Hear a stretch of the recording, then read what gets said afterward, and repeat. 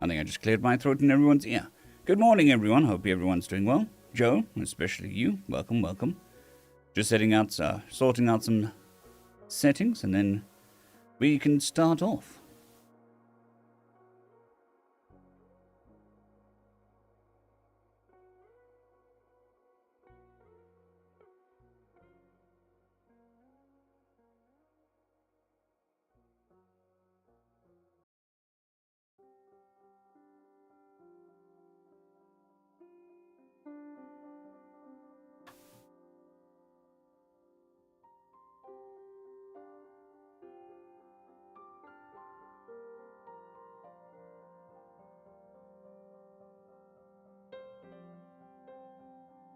Okay. That's all that sorted out.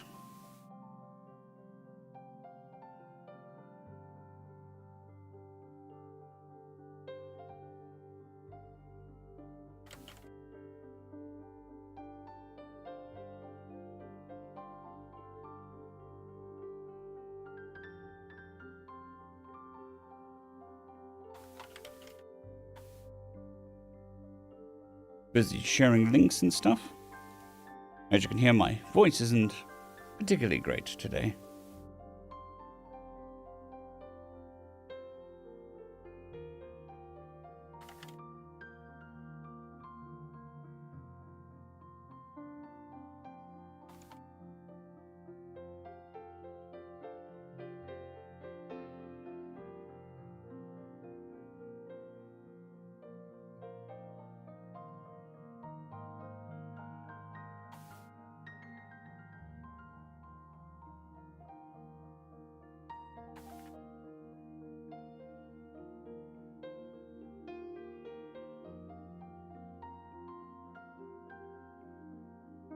Okay, I think that's all the sharing and clickety-clickities we need to do.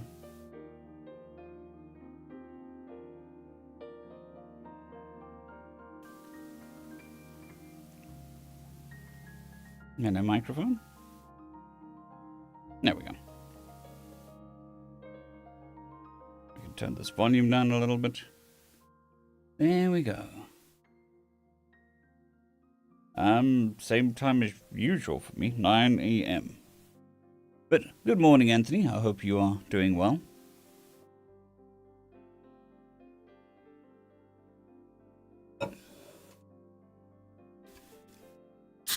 Oh yeah, boomer juice time.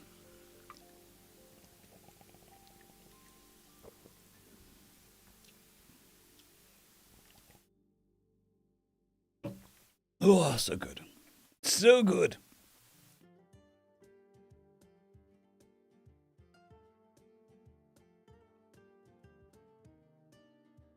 Oh.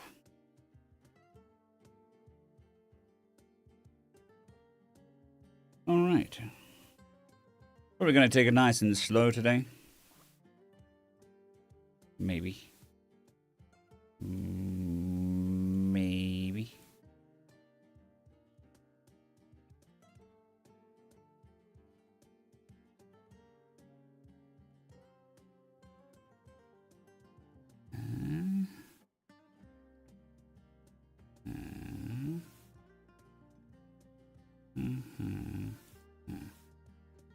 We've actually got an honest-to-God creepypasta. It's posted in HFY, so it's fair game. Good morning, Shadow Aura. I hope you're doing well today.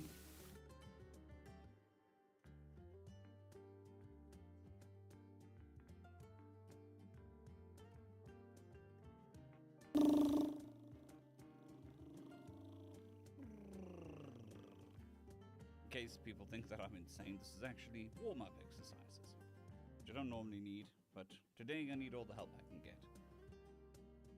I did turn the microphone sensitivity down, so the lip trilling isn't going to blow your eardrums out.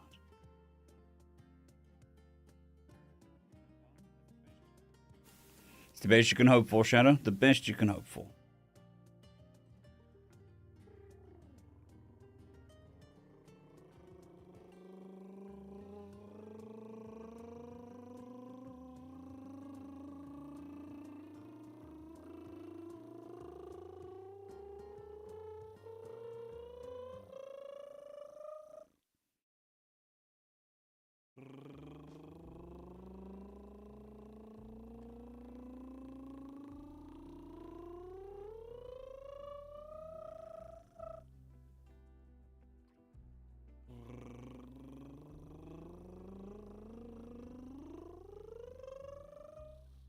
Yes, the warm-up exercises are exactly the same as my recovery exercises from after the voice surgery.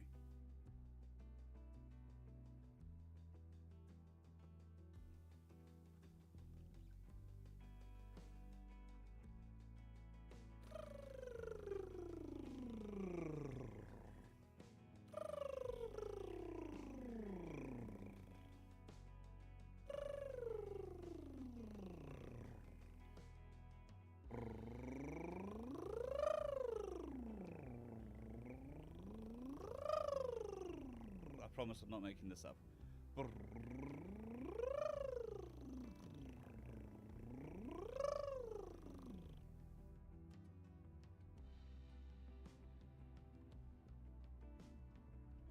So you're supposed to do lip trills, tongue trills, and bubble blowing. I'm not going to be doing the bubble blowing today.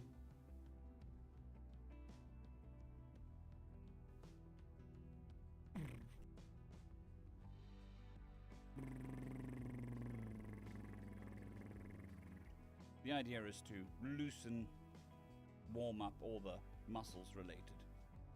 Yeah, well, I've got the straw in the cup over there. Just not my favorite exercise. Good morning, Doug. I promise that there's going to be more than just me pretending to be a child with all the tongue trolls and all of that stuff. We will head into stories. Just need to warm up the old vocal cords. A bit of a rough start in the morning.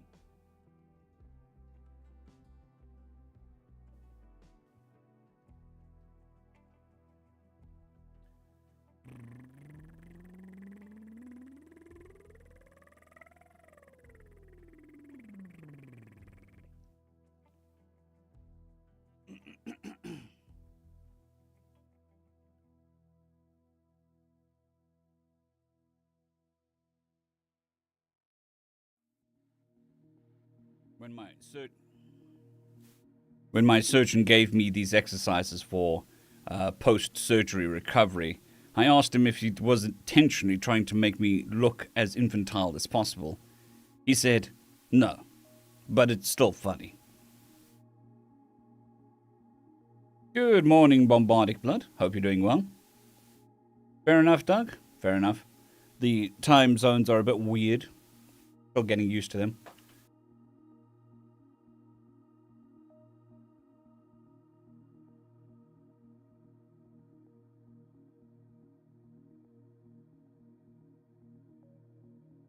Maths. Bleh. I could understand why you'd need a break.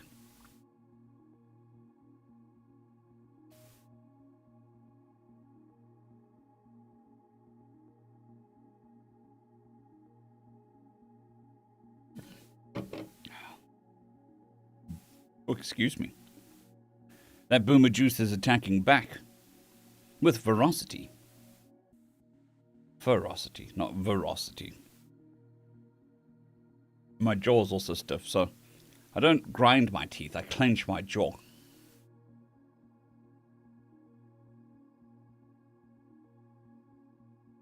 And it's been bad over the last couple of days.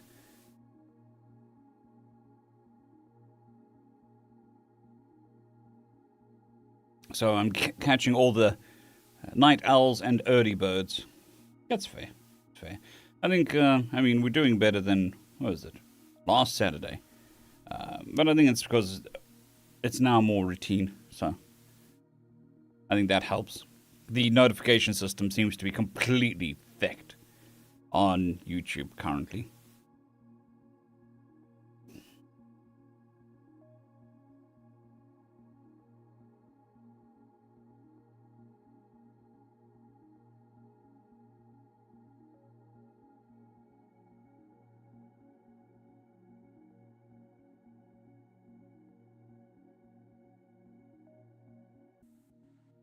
Oh, yes. Zero sugar boomer juice. I think that's what makes more boomer juice, is the zero sugar part.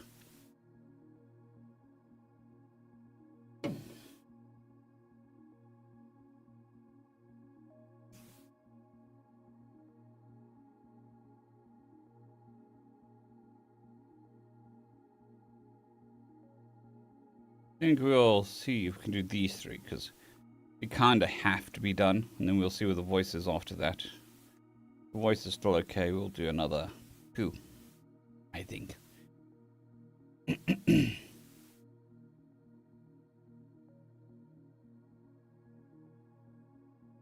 But I think we'll start off with humans are omnivores. Then might as well move into the next one shot. Then, because someone had to, then possibly the next, and then the next. So that'll be 15,000-ish words. 16,000 words. Okay.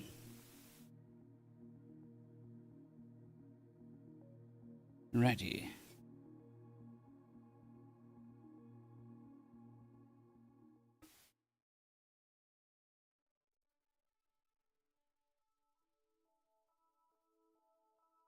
I refuse to math.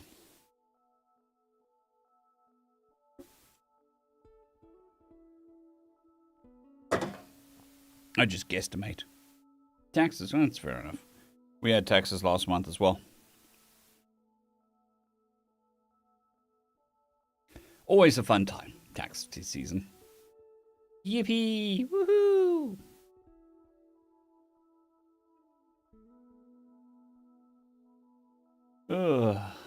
I mean, we're also currently in this weird spot where we're not residents of Portugal just yet. We're still in the middle of that process. So we don't pay tax in Portugal.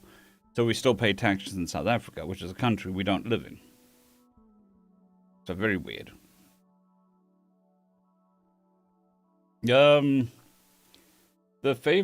favorite story. There's a couple, but the one that always sticks out is there's a story about the reason why, well, basically, the reason why humanity has advanced so quickly, so fast, and spread throughout the galaxy is basically ADD.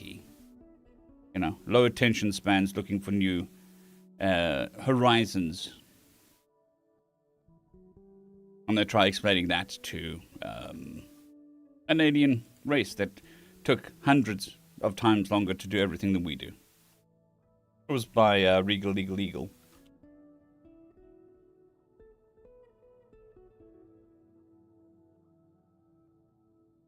Other than that, probably Hot Cock, which was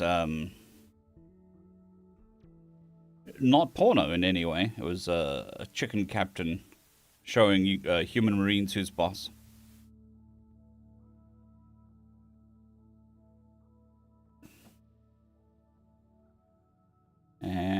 Trying to think of... I've read so many. But yeah, there are a couple that stick out. At this point, I like stuff that's different from the norm. Oh, although I've always liked stuff that's different from the norm.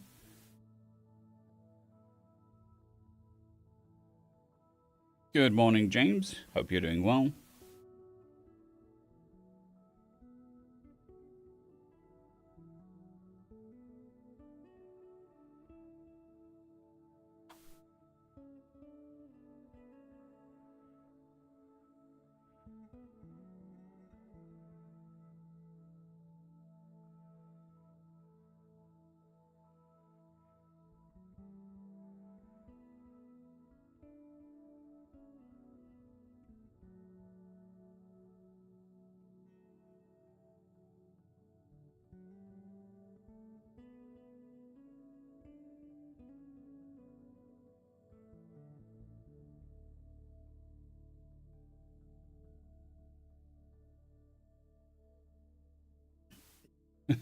My favorite one, I think, is one of the first ones I did. It's no longer available because the author signed a contract. But it was called Mother of Learning. It wasn't even a sci-fi. It was a fantasy-based story. But it was a time loop story, and it was very well written. So I enjoyed that quite a bit. Billy Bob Space Trucker for the lols.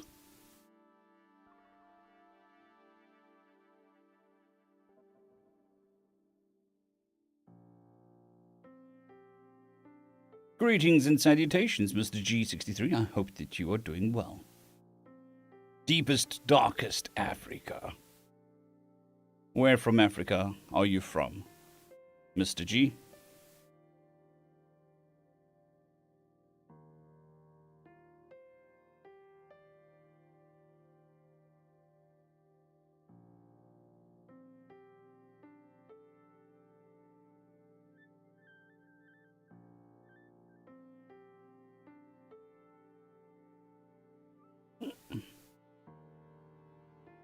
I'm lisping to starboard, apparently.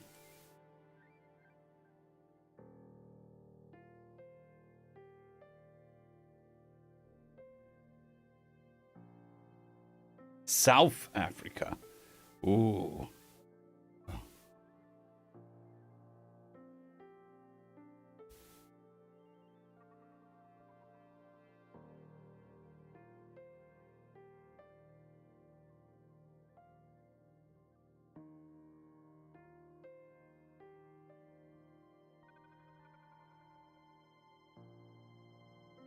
Not a problem, Douglas. Thank you for popping past. It's much appreciated.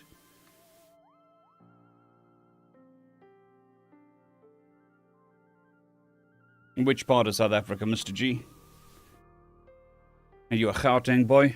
Cape Town? KwaZulu-Natal? Mpumalanga?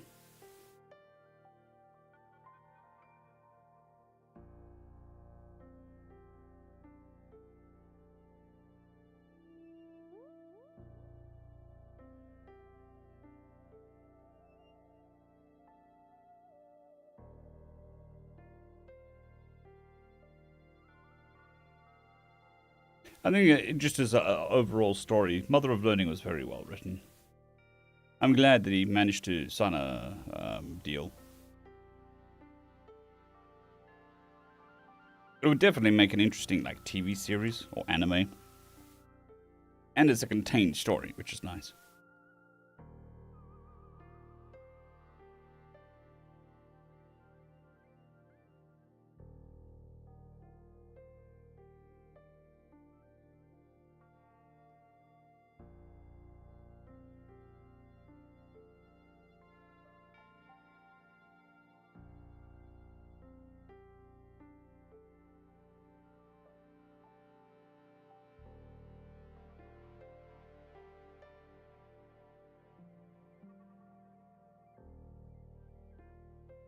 Alrighty, I think we're going to head into the first story. Fear not. Chat as you like, ask questions. If I see the question, I'll answer it if it's appropriate. If it's not, I'll probably just not answer it.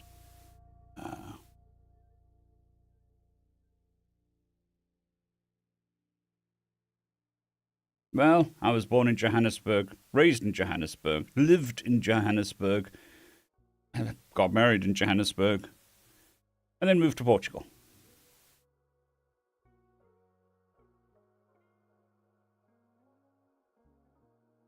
The only reason I went South Africa, is very rare, meeting another South African.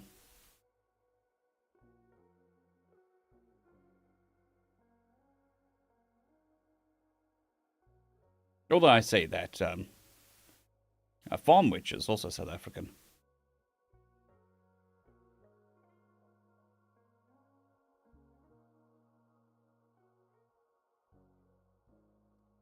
Good morning, Gravit Rye. Thank you very much for being a supporter of the channel for that long. It's very much appreciated. And I'm glad you're coming back to the stories.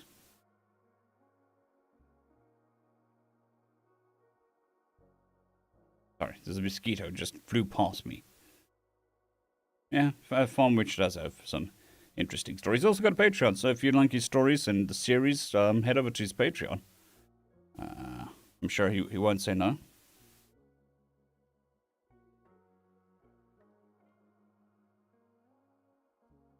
Yeah, my boat, 200.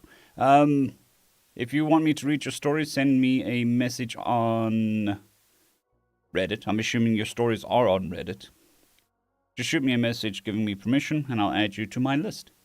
And then whenever I'm scheduling stuff, I'll keep in mind the list. Look, I speak horrible Afrikaans. I spent 40 years refusing to learn the language. So, I do apologize for my very bad Afrikaans.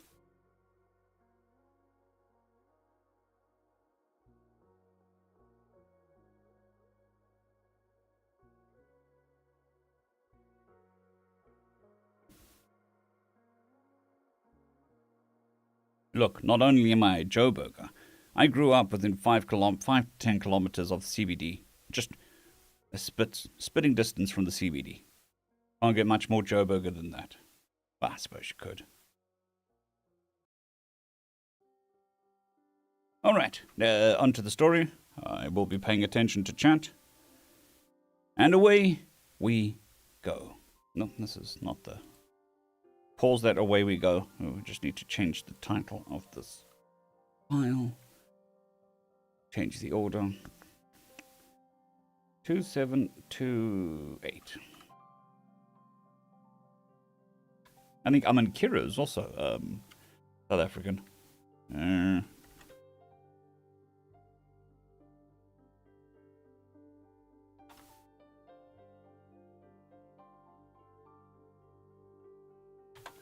Alrighty. Greetings, ladies and gentlemen, and welcome to the latest edition of... Greetings...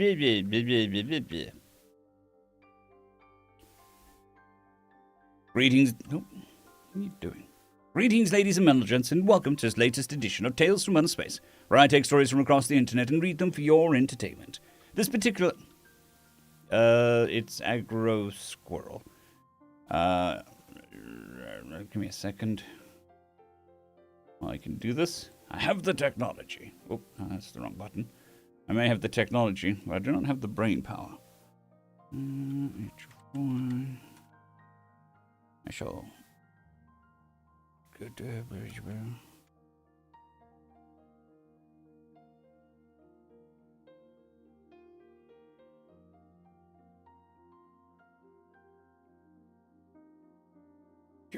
there you go. Oh, minus the plus. There you go.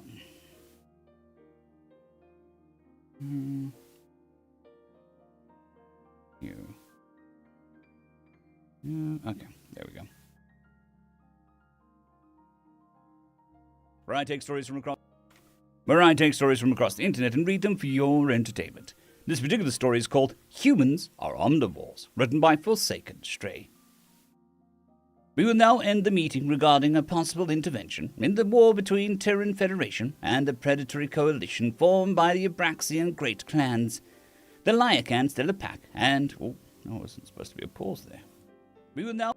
I think we can lower this volume. Nope.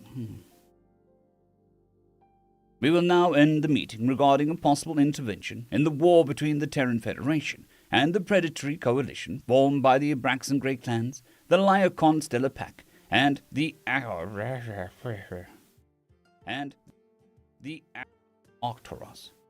and Arcturus Galactic Conclave. The motion is denied.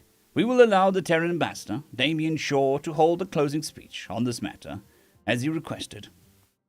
As the High Speaker of the Galactic Council left the stage, all optical sensor organs focused on Ambassador Shaw, who slowly walked towards the front of the chamber. Even those unfamiliar with humans could see that he seemed tired, defeated, a sight that delighted the ambassadors belonging to the predatory coalition. It was obvious that he had hoped that the council would decide in humanity's favor, that they would come and intervene. When he reached the speaker podium, he visibly pulled himself together, straightened his back, and spoke calmly but determined. Dear members of the Intergalactic Council, I have witnessed your decision, and I must say that I am truly disappointed. I saw proud warrior races cower away from a challenge towards the authority they should protect. I saw pious races turn from the tenets of their gods have decreed under threat. I saw herd close their eyes as one of their own. I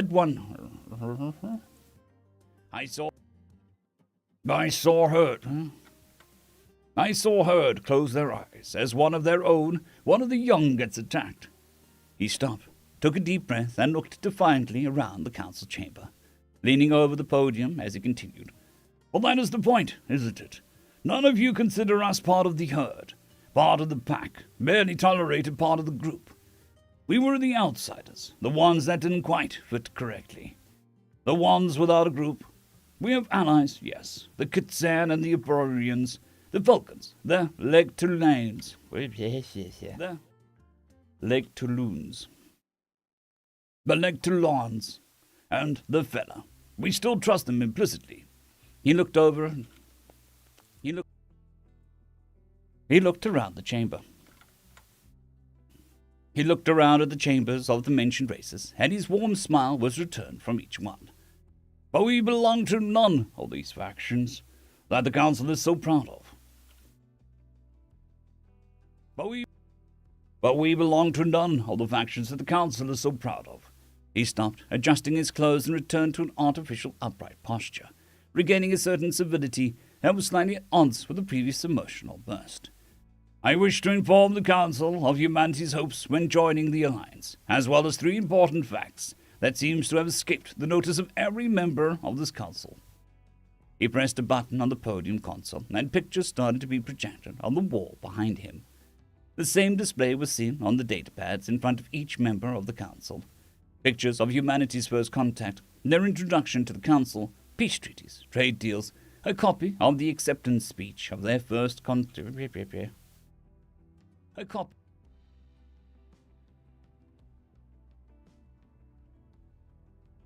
A copy of the acceptance speech of their first council member, and many more were shown, each filled with either smiling humans or words of peace.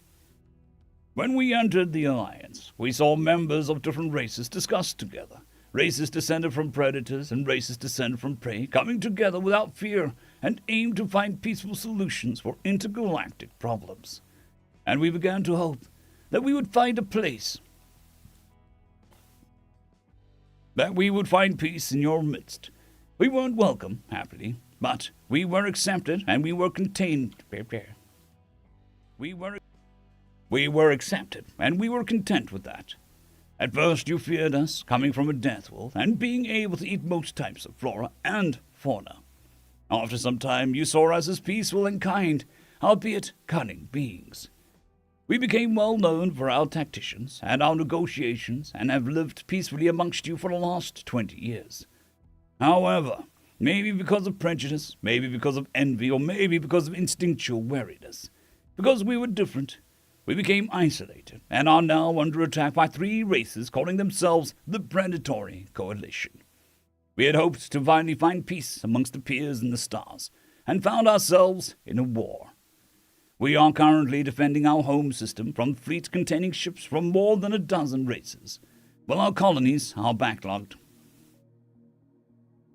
While our colonies are blockaded and starved out, our hope now lies before us, shattered on the ground. From a few chambers came sounds that showed satisfaction for the specific race that occupied them. He waved his hand at the holoscreen and swiped clean. The first fact is that we asked this council to stop them countless times, pointed out the laws that they had broken, the regulations they had ignored. We offered treaties and deals, asked our trade partners, asked our allies and friends. We were denied at each step. Each sentence was ended with a new document being added to the display. The council saw no reason to act. Our allies were pressured in their own conflicts as their own enemies suddenly gained new allies, and our trade partners started to recall their ships from our territory, fearing for the safety of their people. Even when the coalition shut down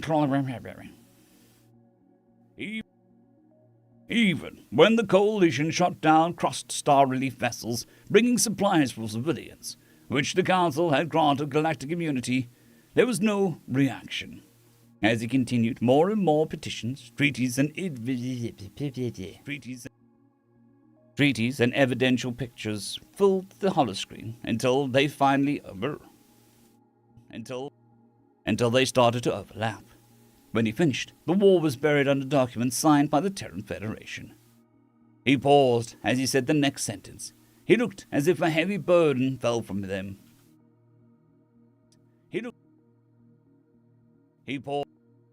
He paused, and as he said the next sentence, he looked as if a heavy burden fell from him.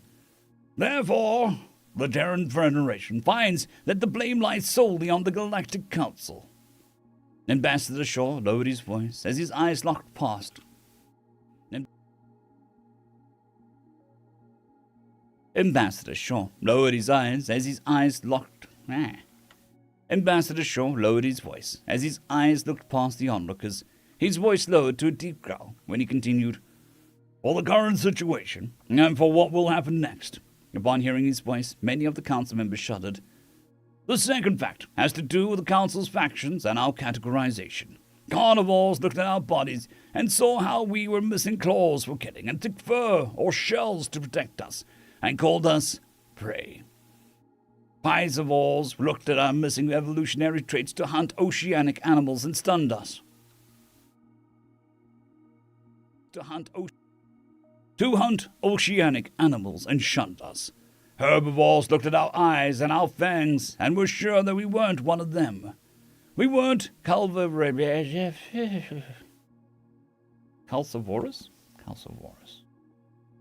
We weren't calcivorous, as we wouldn't consume most rocks, and we surely weren't autotrophs. Many words.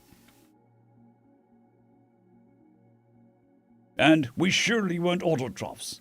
The council therefore created a new faction term that deemed us carrion feeders, corpse seekers, we were called.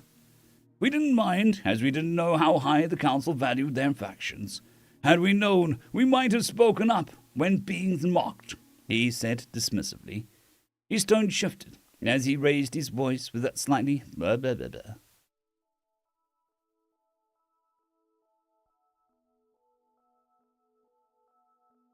As he raised his voice, and with a slightly ominous undertone, "But now, we wish to remind the council of our answer regarding our diet when we were asked during the admission procedures. We are omnivores. We can eat just about anything. We didn't lie." He showed a short smile. Many of the predator races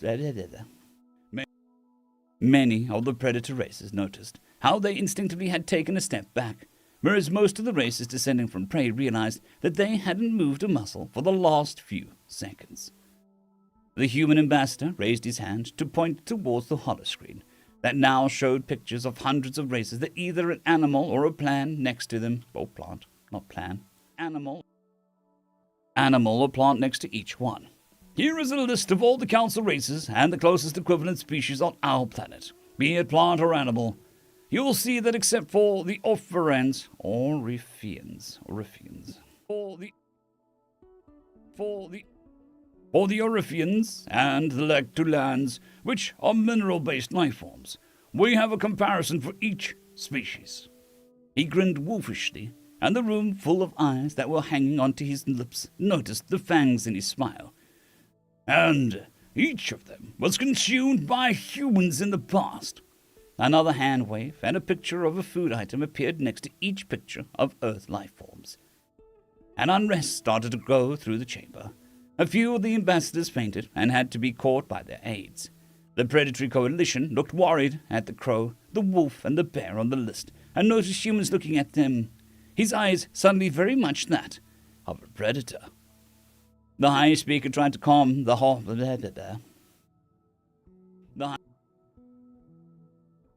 High Speaker tried to calm them half-heartedly, visibly uneasy from finding her species at the top of the list next to the pangolin and another picture of soup with scales swimming in it, and obviously fought her instinct to curl up. The human ambassador loudly cleared their throat, the deep rumble getting the attention of all conscious individuals in the room. The third fact is that the predatory coalition has kept the interstellar communications intact, probably so that we can use it to broadcast our surrender directly to our colonies. Before this meeting started, when the High Speaker advised me that this petition would probably be denied, we have used it. Not one being in the chamber thought that the Terrans used the network to surrender, but they felt fear just thinking about the alternatives. Their feelings were confirmed when the human continued. We used it to broadcast the following 4 sentences. Dear citizens of the Terran Federation, we apologize, as we currently cannot come to your aid. The Lyacon and the Octoros fleets keep our ships from this sector, and the Abraxians have shot down the crossed star vessels that were en route to deliver food supplies to you. We grieve for you the loss.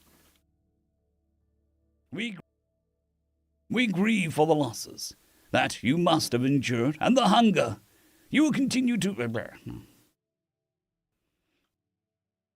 We grieve for the losses that you must have endured and the hunger you will continue to endure until we come to your aid. Until we arrive to free you from your suppression of the Abraxans, we've only one solace that we can offer you. They are edible. Terror flooded the faces of all species. The thought of thousands of starved humans ripping them apart and devouring the pieces filled them with a dread that they had thought had lost a very long time ago.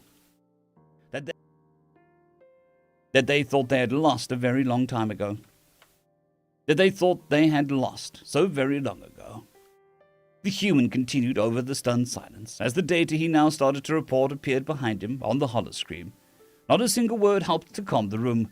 Now, circa 1 hour ago, of the 3 divisions of the Abraxian 3rd Infantry Corps still deployed on planet Arcadia, totaling 30,000 soldiers, ordered to enforce the suppression of slightly over 500,000 humans, currently only 2,451. The ambassador closed his eyes for a moment, took a heavy breath as the numbers on the holoscreen corrected themselves, and then continued, determined. 2,345 soldiers remain alive, according to their identification tags. Our fleets reported that the coalition fleet routed 25 minutes after being declared excluded from the Geneva Convention, and left the Sol system with forces estimated to be 23% of their initial strength. Fleet Command has confirmed that our guided warp missiles have Fleet Command has confirmed that our guided warp missiles have crippled the home fleets of each coalition member. We have confirmed the impacts of each capital city and seat of government. Good morning, Marcus. I hope you're doing well.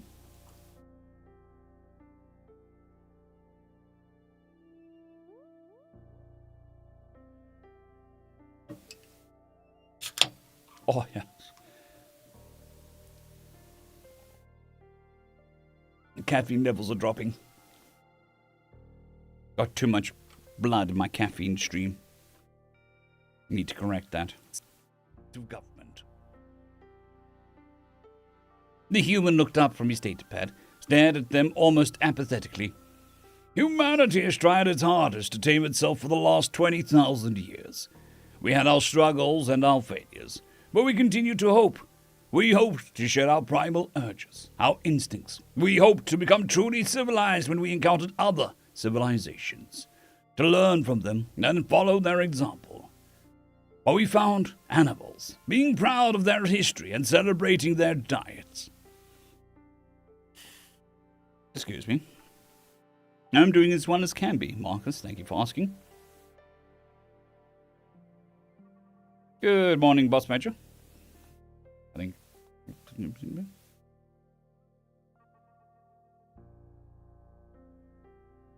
Diets.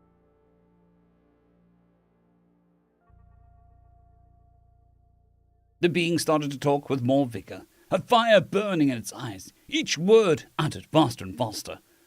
We've tried to stay tame, tried our best to be peaceful, kept trying to be civil, restrained the urges, and endured as much as we could.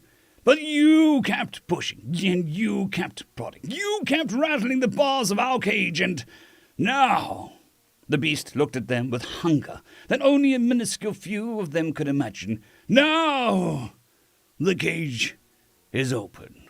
You fools being so proud of your heritage as animals will now understand why our ancestors banded together, why they sought out technology, why they built homes, and why they left behind the way of the animal.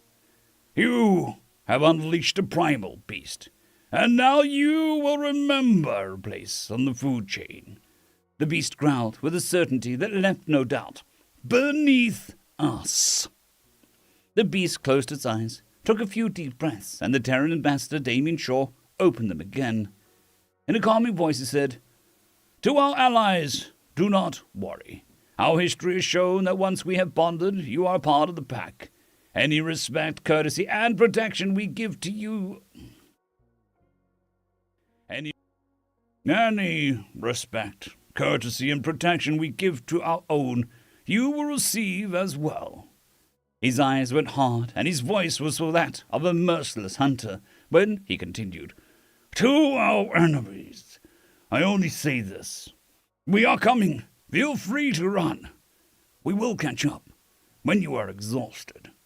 He clapped his hands, the sound making every being in the room flinch, and said with a calm, almost jovial voice, That was the closing speech of the Terran Federation. Have a nice day. Ambassador Shaw stepped away from the podium, and many members of the council were reminded of the mild-mannered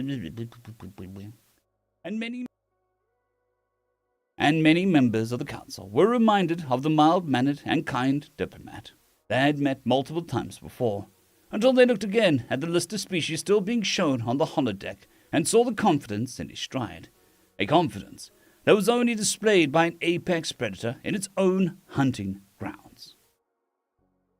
End of story.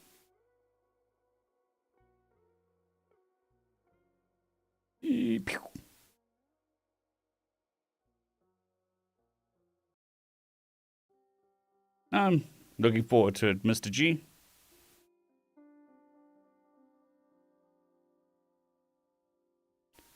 Looking forward to it. Okay, so updoot, always updoot. Updoot to doot.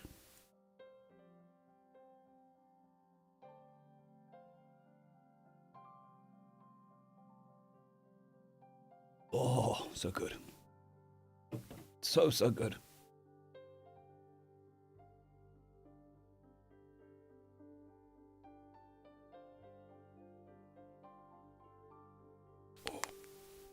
Crickety crack, crickety crack.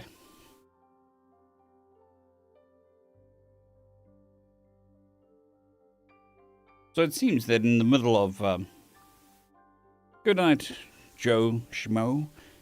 Thank you for popping past. Very much appreciated. So it looks like this room is the coldest room in the house, by far. Which is going to be great in winter, summer. Not so great now. I walk out the store and it's nice and, well, it's not nice and warm. It's warmer than in here. If I walk upstairs, it's a nice summer day or spring day. And then I can't have any fans or heaters running, really. The glorious profession of voice acting. Always uncomfortable, always claustrophobic. Sure, to a relative degree. If the operators are too cold, then it doesn't matter whether the computers are happy. Plus, it's a laptop. Doesn't really overheat. Only time it really gets, like, pushed to its limits is when I'm doing the applying of effects, and then the odd times that I do video editing. Then it's not happy. Most of the time, it's okay.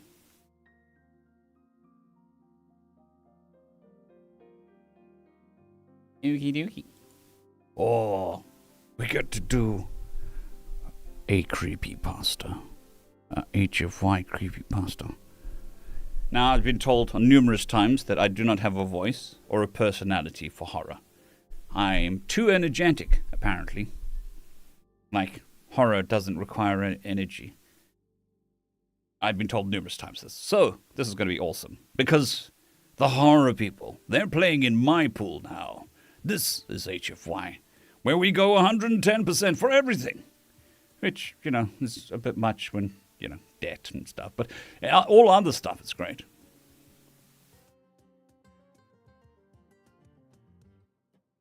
Birth energy! It's not good that you're in the hospital, boss. Hope everything is turning out okay, well, or as well as can be. Okay, so this is definitely an HFY story. But it is written in the style of a no-sleep story. So we're gonna go evil. We're gonna go the microphone too close. And then we're gonna speak in a dour voice. I really don't know. Anyway.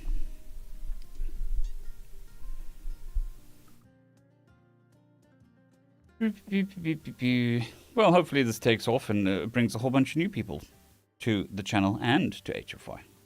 Because I'm definitely going to do the thumbnail in the style of a no sleep.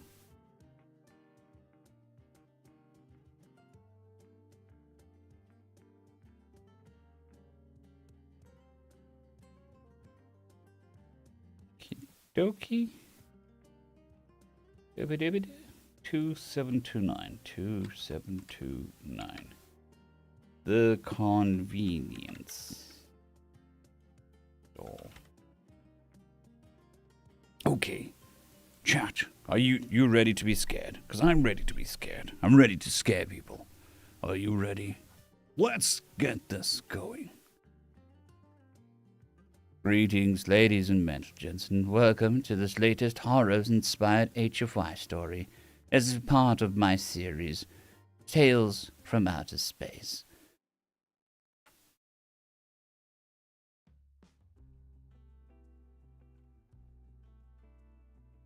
Oh, that's good to hear, boss. That's good to hear. Greetings, ladies and gentlemen, and welcome to this latest edition. Greetings, ladies and gentlemen. You need to be, like, dark and raspy. Greetings, ladies and gentlemen, and welcome to this latest horror-inspired story on the HFY channel called The Convenience Store. On this space station has a strange set of rules.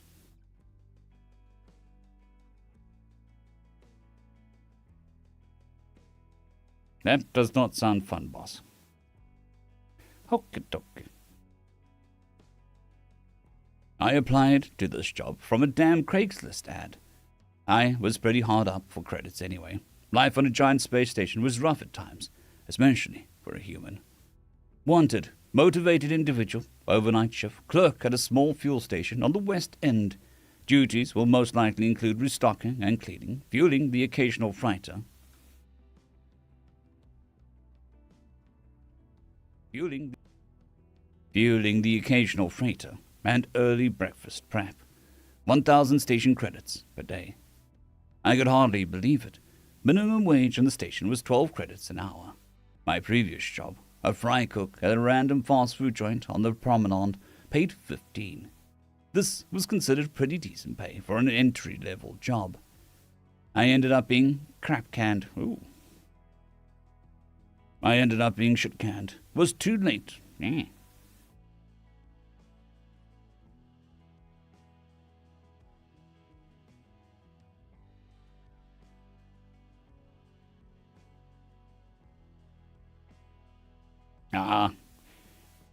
I couldn't tell you. I normally plan on one day and then I do like 2 weeks worth of scheduling.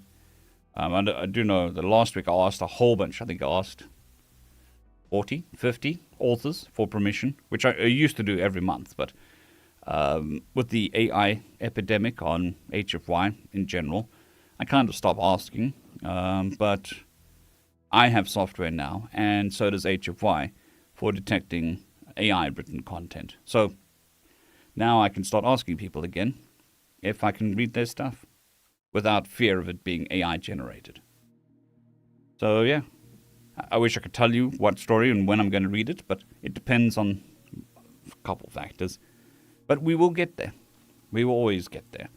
I mean, I've done over 3,000, probably closer to 4,000 stories on this channel. Job. I ended up being canned. Was late too many times. Public transportation was crap for anyone not living in the crowd. I live in the West End, and the trams didn't go all the way into there. I didn't have to walk or bike 2 miles. I'd have to either walk or bike 2 miles to get to the train, or drive my beat-up Terrakian shuttle. Or drive my beat-up Terrakian shuttle cruiser. Thing was on its last legs. I was able to rig it to run. Fuck this. I don't do mild energy. I applied to this job. I tried, chat. I tried.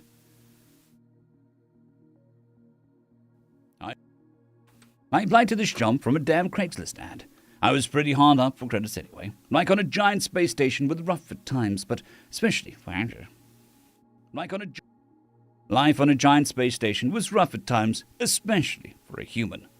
Wanted, motivated individual, overnight shift clerk at a small fuel station on the West End. Duties will mostly include restocking and cleaning, fueling the occasional freighter, and early breakfast prep. 1,000 station credits per day.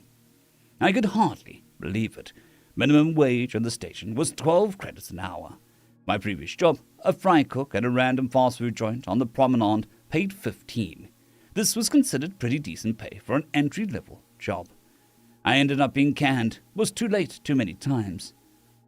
Public transportation was crap for anyone not living in the crowd. I lived on the West End, and the trams didn't go all the way into there. I'd either have to walk or bike 2 miles to get to the train, or drive my beat-up Tarakian shuttle cruiser. Thing was on its last legs. Yeah, it's written in the style of creepypasta or No Sleep. Thing was on its...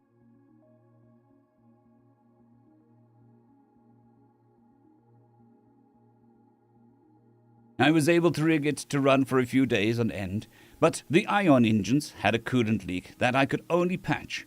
Shuttle Zone had the hose back-ordered 3 months. Anyways, the proprietor, I call him Fred, as that's what his name sounded like to me, he was, odd. I chalked it up to him being a Threx. Somehow, I was the only applicant, and he hired me on the spot over the phone. I was too clouded by the prospect of not having to eat freeze-dried copper worms anymore that I didn't see the red flags. So, for the first night, I decided to get absolutely wasted the day prior so that I would sleep all day. Of course, I awoke with a headache. But after a shower, I was golden. Golden like a shower, I always say. I hopped on my bike as the commute was short and arrived 20 minutes early. I didn't even know that this place was here. Wondered how many times I'd driven right past it. It was slightly outside the ring on the platform. An atmospheric shielding somehow extended outwards and enshrouded the facility.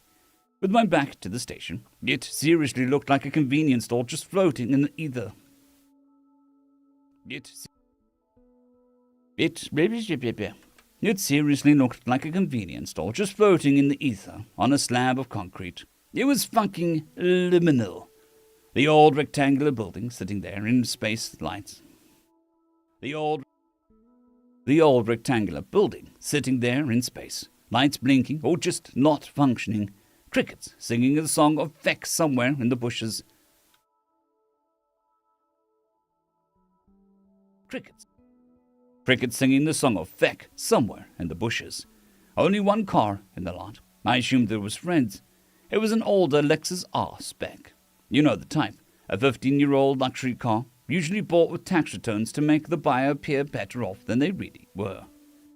The first hour was uneventful. Apparently, Fred never came into the store. I met another employee, Krull. I was his relief.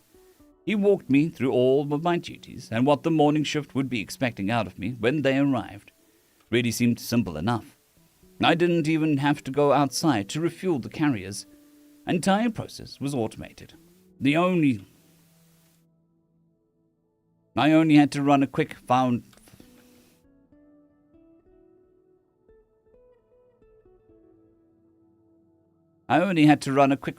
check and hit the green button. Didn't even have to talk to the driver. Entire interface was text-based. Before he left, he handed me a grease-stained envelope. It had Night Clerk, open at midnight, written on it. Krull just shrugged and he handed it to me and then walked out to what was apparently his Lexus. I noticed that he only hovered it long enough to light up the cigarette. That he only hovered it long enough to light up the cigarette, and then he rapidly floated off into the night. About 11:55, I was walking towards the bathroom to give it a quick mopping when I saw the envelope. Close enough, I figured. Inside was a single crumpled note. It looked like it had been folded and unfolded, jammed into pockets, and been dropped into the mud hundreds of times. It read as follows: Rules for surviving the night. Please follow these to a T, as your life depends on it. Rule 1. If you hear a baby crying, lock yourself in the bathroom until it stops. Rule 2. At 1:30 a.m., a customer will come in and order coffee from the machine. He will sit at the chair in the corner in the dining area. Do not make eye contact. Do not speak to him. Do not speak with him. He will leave after 40 minutes. Rule 3. There is a demon that lives in the underside of the slab. If you go outside between midnight and 3 a.m., it can and will eviscerate you. If you are a smoker, stand outside the back door on the break. If you are a smoker, stand outside the break room on your back. If you are a smoker, stand outside the back door on your break. Do not close it. It locks from the inside. If you hear a scream, go inside. Toss the cigarette first, please. I don't want my kitchen smelling like burnt tobacco. Rule 4. When cleansing the fryer oil, please turn off the fryers for 15 minutes. That stuff is hot. And the filters in the recirculation machine are just paper. Rule 5. Close the end of your shift. My cat may appear close to the end of your shift. Rule 5. Close to the end of your shift, a cat may appear on the countertop. Run. Hide. Follow these rules and you'll survive to collect the payment first thing in the morning. If you bitch out at any time, you will still be compensated half. Please lock the door before you leave. I thought they were a bit strange. Maybe they were trolling the new guy. Maybe a bunch of weird alien shit happens at weird alien quirky mart at the edge of the weird alien space station. Whatever. To pay. The pay was good. I don't believe in demons anyway. I was restocking the small beer cooler when I heard the doorbell ring. Looking up, I saw that the time was 1:30 exactly. The large alien in a trench coat slithered in silently. Crap, this was the coffee guy. I'm not supposed to look at him. Still, I couldn't help it. I didn't think that he could see me through the glass of the cooler anyway, as it was quite dark on my side of it.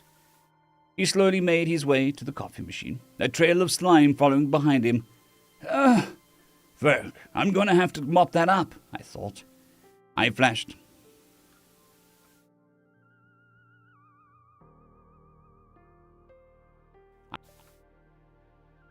He flashed the credit chip on his wristband.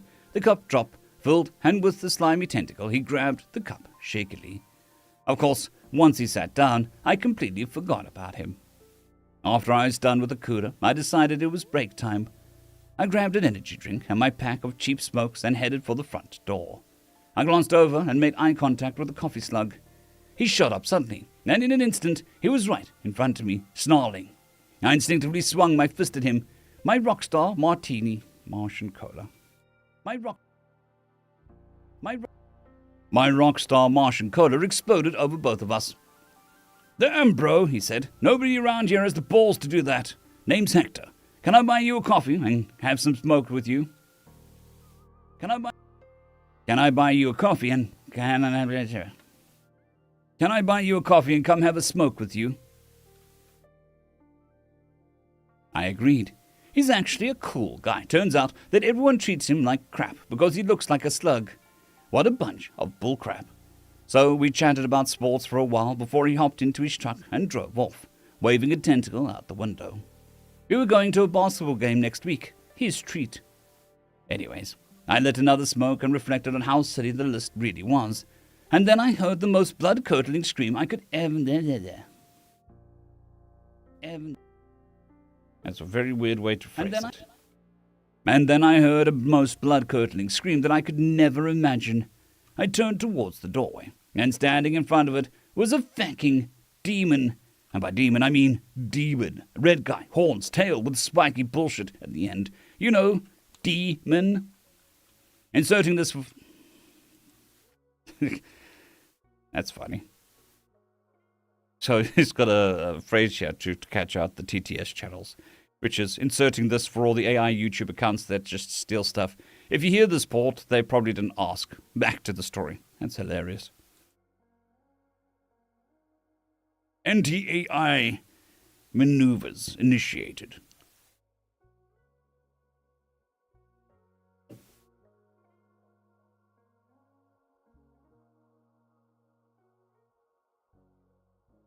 It just stood there, smiling at me. So, of course, I smiled back. The first guy seemed to respect the lack of fear. Maybe Satan Jr. would too. Nope, it came straight at me. Its right arm extended with a large claw out, like he was planning on slashing me in half. I splashed the rest of my coffee in its face and blocked his arm. Then I elbowed him in the face. "Arsehole!" it screamed, blood spilling from its nose. Then it said, "I'll thank you up for that, whatever the hell you are." And then it attempted to shove me. But I grabbed both of his arms and head-butted him right in his already broken nose. I have no idea what planet these alleged demons came from, but Christ, they were weak. I'm not even that badass. I sleep with a waifu pillow, for feck's sakes. "I'm a human, and I don't believe in demons," I responded. I then kicked him in the nuts. I flipped him off and went back inside, flicking the remains of my saliva-soaked cigarette at him. Demons are wussies. I completely spaced the fryers. I was too concerned with getting all the breakfast burritos made well before the deadline. I even wrapped them in different colors of foil to denote ham, bacon, or worm. And then I heard a crying baby. After everything else I saw tonight, no way was I locking myself in a truck to stop shit. After everything else I saw tonight, no way I was locking myself in a truck stop crapper for an intermediate period of time. Feck that noise. I grabbed a meat cleaver and walked around looking for it. I kicked a demon's ass tonight. I totally beheaded a ghost. I kicked a demon's ass tonight. I'll totally behead a ghost baby. It wasn't a baby. In the kitchen mop closet, I found it. A tall, skinny shadow person. It was wearing a suit and had 4 arms. The lower set was significantly longer. After it started laughing, I did change my mind and ran for the bathroom. I did not make it far. It grabbed me from behind and lifted me up. Felt like 2 feet from the ground. It wrapped one arm around my neck, choking me. Panicking, I pulled my lighter from my pocket and lit it under its elbow.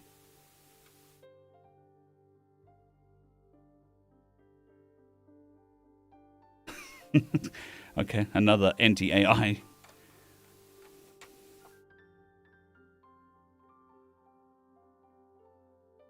It screamed and dropped me. I turned and looked at it again. Its head was nothing but a gaping maw lined with clear plastic teeth. They were slowly orbiting the perimeter. The center of its mouth, a hole, had a depth of 1,000 singularities. Its breath was hot and wet and stunk like nothing I have ever smelled. Smelled like something died. Came back to life, rolled around in duck butter and smegma. Butter. Rolled around in duck butter and smegma sandwich, and then died again. I remembered the cleaver in my hand and swung it at its knee, severing its leg in a splash of green ichor. I then rolled behind it as it screamed apology. I then rolled behind it as it screamed an ungodly scream, spraying radioactive blood everywhere, and I buried my weapon into this thing's back. Lucky for me, it had some sort of central nervous system, as everything below it seemingly went limp. I then grabbed it by the back of its stupid tie and plunged its head into the deep fryer until it stopped squirming. Looking at the clock, I was happy that I could have time to cool it down. I was happy that I would have time to cool it down and clean the oil before the end of my shift. I shut the fryers off and pounded the energy drink. I shut the fryers off and pounded an energy drink, kicking Stinky Slender Man a few times to make sure that it had actually died. While I waited for the cooldown, I decided to drag the body to the dumpster. I needed another smoke, and I was sure I wouldn't see the demon again. I had a cleaver, just in case. The rest of my shift went normally. Never did see that cat thing. Morning crew arrived as I was refilling the coffee machine, and freshly mopped lobby shining its pine sol glow. the freshly mopped lobby shining its pine sol glow as Sinatra played quietly over the PA system. But Bob was morning manager. But Bob was the morning manager and seemed a bit scared of me, but he handed me the credit chip anyway, always remaining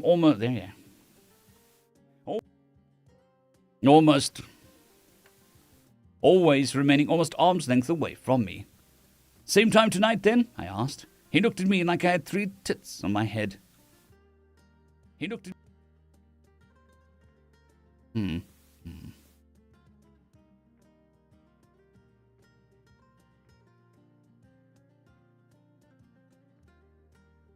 He looked at me like I had 3 tits on my head and nodded.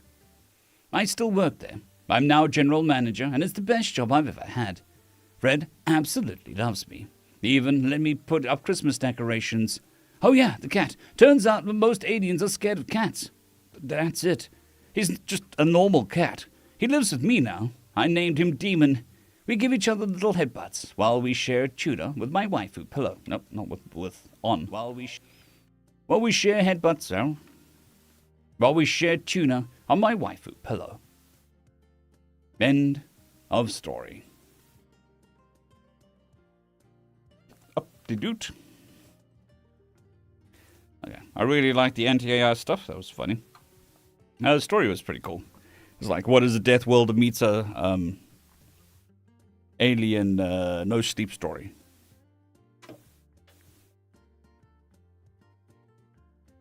Different. I like different. Bluey.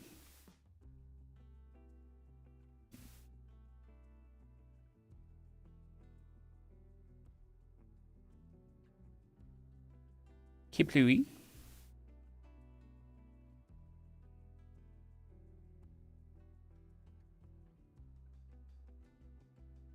Okay, so that's 2 of those.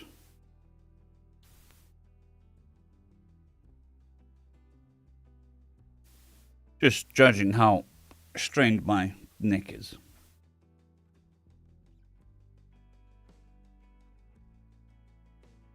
Which is not great. Boop-a-doo. Boop-a-doo.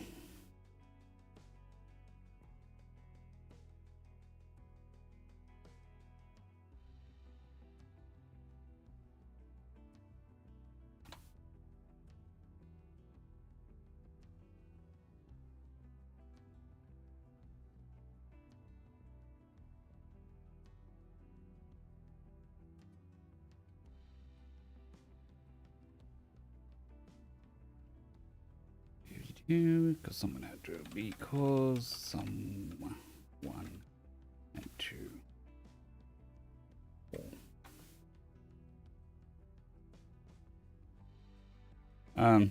Yeah. I mean, it's a clever way of doing it. But I think it's one of those things, if everybody starts doing it, they're going to pick it up. I'm not saying that you shouldn't do it. It's just, it's security through obscurity at this point. But it is definitely one way. I know someone, I can't remember who. So AI channels also ripping off YouTube channels. But they're grabbing the closed captions off of videos, redoing the AI, and then redoing the video. So they're just stealing the entire script of AI of a normal video.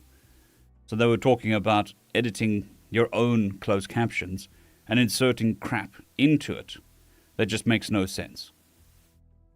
So it would confuse anybody who's listening to the AI stuff, but the AI wouldn't detect it. So it is very clever. I am going to take a couple-minute break. I shall be back shortly.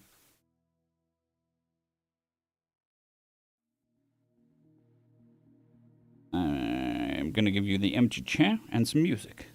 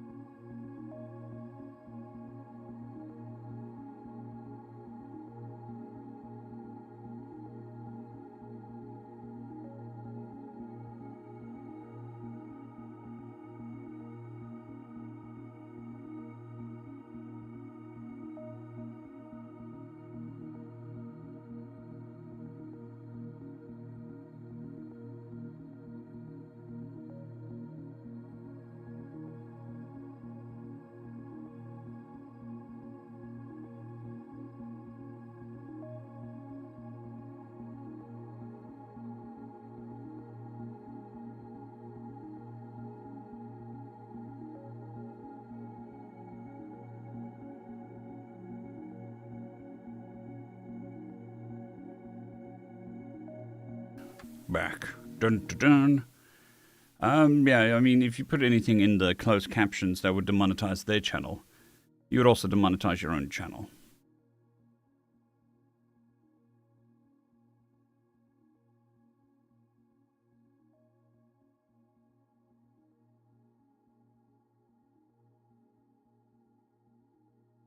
Yeah, very much. Yeah. I think it's a fine line of what you can use to trip up AI channels and not.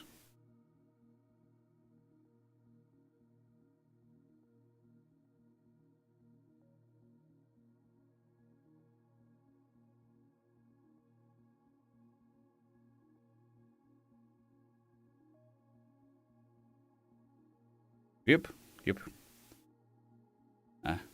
I do know George Carlin's routine.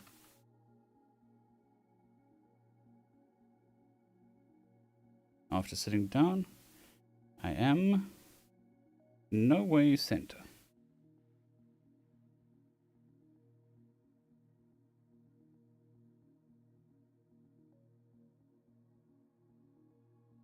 Problem is my OBS crashed. Well, whenever I move it onto my second screen, my OBS stops working, so I can't even see if I'm centered in the camera. Not that it particularly matters.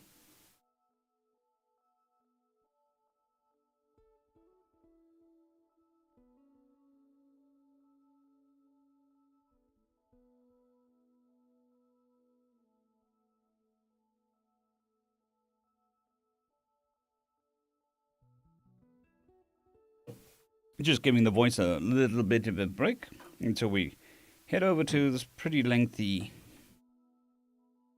chapter of Because Someone Had to. Ooh, definitely fighting back.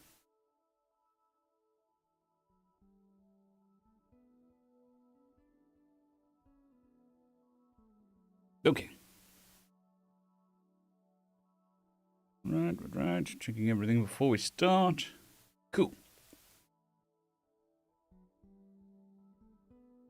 Greetings, ladies and milligers, and welcome to this latest narration of Read TFOS, where I take old stories I've narrated and update them to modern audio standards. This particular story is called Because Someone Had to, and this is part 4 of part 7. And this is part 4 of a 7-part series. I hope you enjoy. Nope. There is a playlist listed down below in the description, and as always, I hope that you enjoy.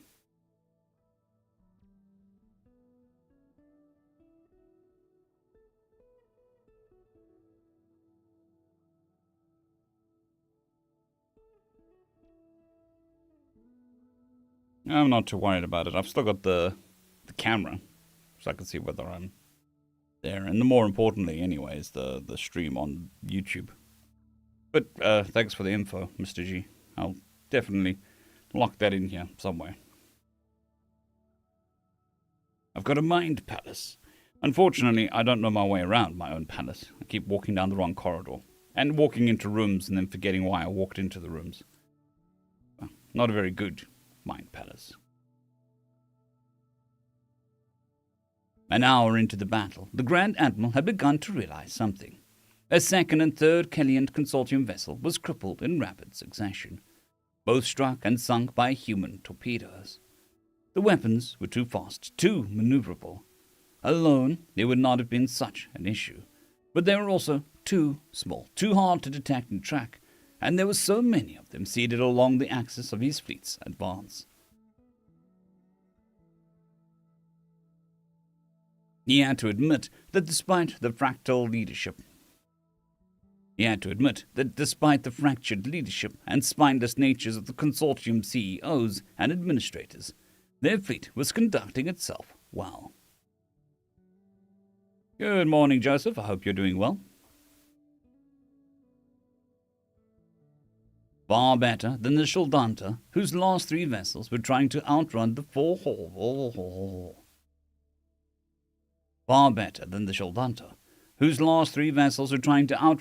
human warships that had pursued them. That the Shaldanta had drawn first blood was a moot point. The Kelliant fleet had regrouped perhaps relying upon strength in numbers as it circled about, trying to bring the 4 enemy warships, hounding them to grips. 17 warships against 4 should have made for a quick, viciously one-sided battle. But those torpedoes... 17 became 15 before 2 fleets met again, and those 2 formations passed each other. The Kellian ships had suddenly splintered again. Some broke off formation, others purposely used their own allies as shields, or made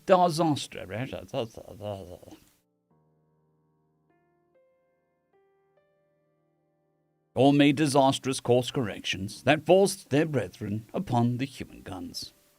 15 became 12, while the 4 human ships warships flashed through their ranks disgustingly unscathed. Their ships flashed fitfully from the few Killian consortium weapons that found their marks. Only one of the 4 remaining destroyers seemed to sustain any serious damage, breaking away from its companions to make its way back behind the human fleet. Breaking away from its companions to make its way back behind the human fleet. Breaking away from its companions to make its way back behind the main human fleet. And then those tiny manned crafts that the humans had deployed took their own toll as they followed the human warships through the formation. Detonations. Dozens of high-yield warheads lit the darkness of space with the terrifyingly beautiful orbs of zero-gravity nuclear detonations. The spines of 2 more Kellian warships were broken. Another was shattered from a series of internal detonations. It tore asunder. The aft sections, its engines still powered, leapt ahead on erratic course and into a path of 2 more Kellian ships which had been jockeying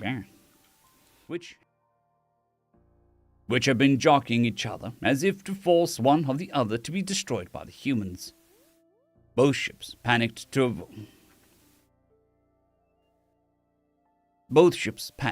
avoid the rapidly accelerating engine sections, causing them to collide. In one pass, half the Kellian consortium fleet was destroyed or disabled.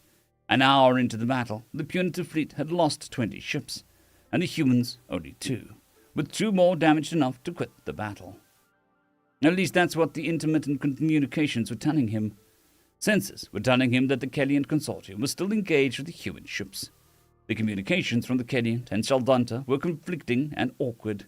Reports arrived, out of order or not at all, and the automated systems kept trying to tell him something different.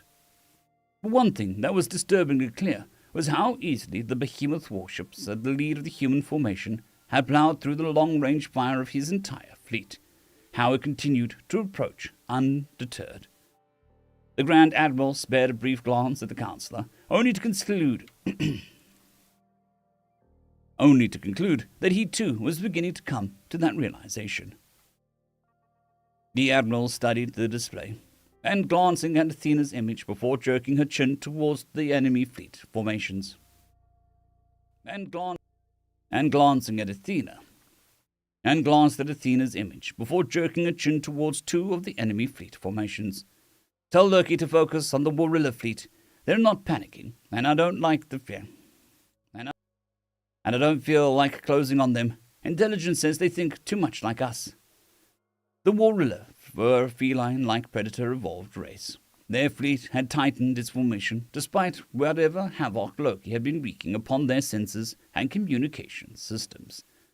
They were disciplined, organized, and clearly capable of independent thought, and knew the importance of drill, judging by how well they maintained order.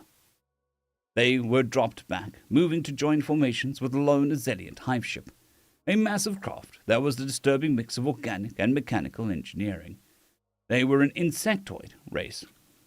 They were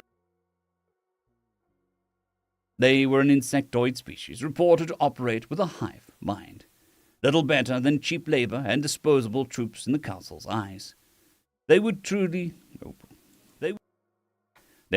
have much to gain from a successful campaign against a young upstart race like humanity. And ask Convoom to focus his efforts on keeping the Warilla from reaching the hive ship. I want to keep that behemoth out of the fight as long as possible. It's possible they'll surrender if we break up the rest of the Council fleet before they get here.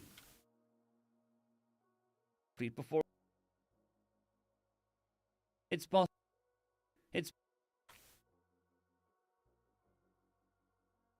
It's possible they'll surrender if we break up the rest of the Council fleet before they get here. The massive semi-organic craft would be home to thousands of non-combatant families and workers, as much as a zillion bioform could be considered non-combatant. They all lived for the betterment of the hive strain, but they also are capable of independent thought. They were fighting a war of ideals, and killing civilians would not help the human cause. 5 minutes to primary engagement range, ma'am, one of the Admiral's staffs piped up, and she simply nodded as Athena turned her attention to the communicating. And she simply nodded as Athena turned her attention to communicating with Loki and Kunvum. Order 1st and 2nd destroyer groups to break contact and fall back to holding patterns. Carrier group is to hold fast. All other subformations are to assemble in Georgius Averoff's.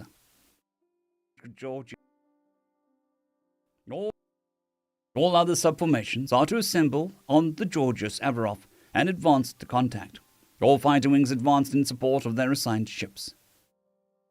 The Councillor glared at the Admiral.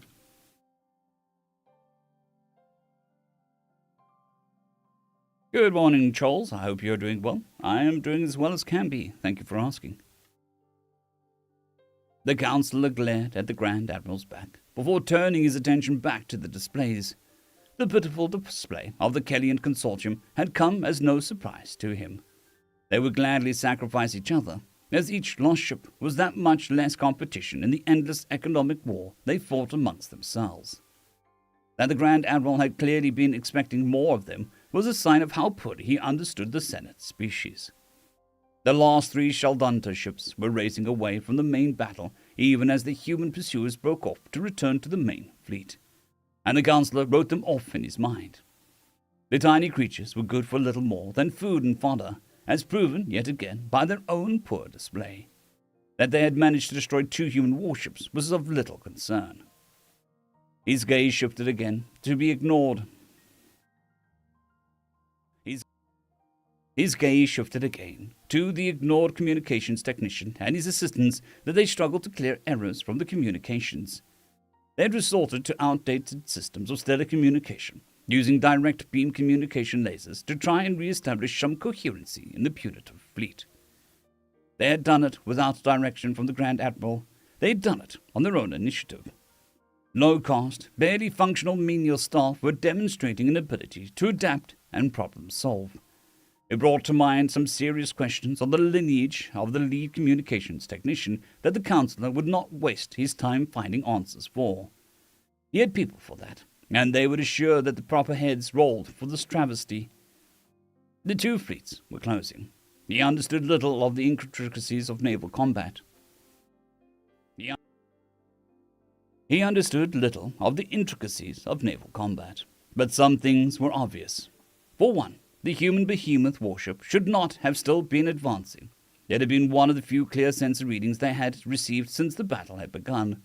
Multiple direct hit, dozens, and its shields had simply fled and held.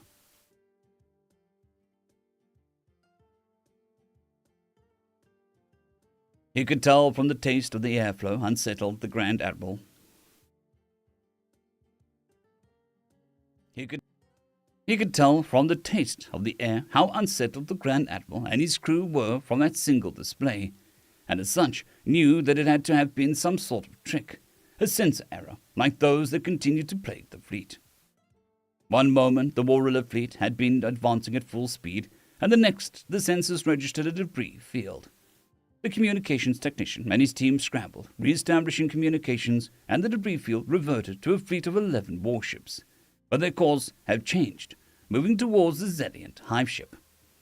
Disgusting species, useless for little beyond menial labor and disposable troops. They barely produced enough goods or mined resources to maintain their membership fees. They only stayed ahead of the Kellian Consortium's loan sharks and taxes through selling their own worker class into slave labor by the tens of thousands. A disgusting, hardly worthy race. But perhaps they would do better than the Shildanta, at least. The communications technician let out a pathetic display of triumph before the Grand Admiral's sensor displays fluttered and refreshed. The triumph was quickly squashed, however, as the positions of the human fleet leapt far closer to the Grand Admiral had expected.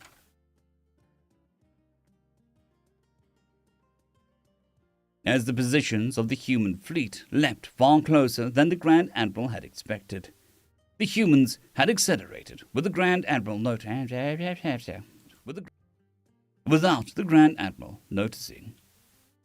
A sudden spike of fear through the fleet, as indicators of hundreds of those small craft filled the void between the two fleets, and the silhouette of the behemoth human warship visibly changed.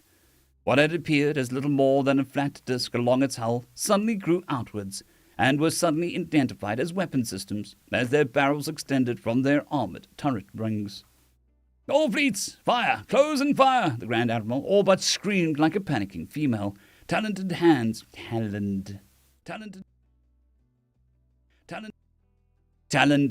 thrashing at his own controls as the human fleet's weapons began to flash with pulses of light. The Georgius Averof was the largest ship of the line the human navy had put to sail. A crew of 3,000, a full battalion of marines, 7 dedicated wings of fighters, along its hull, 3 rows of 3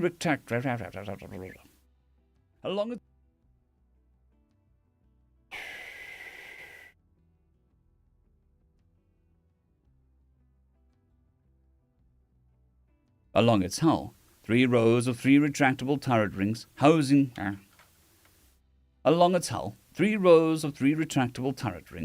some of the most powerful weapons the human science had produced to date. Each turret ring was powered by its own dedicated reactors, protected by layers of armor and energy shields. Captain Andrews sat calmly in the command seat, supervising her crew. Captain Andrews sat calmly in the command seat, supervising as her crew executed a dance of organized chaos as targeted solutions were plotted. Telemetry data was As target solutions were plotted, telemetry data from the dedicated fighter squadrons were tracked, and a myriad systems were checked and checked again.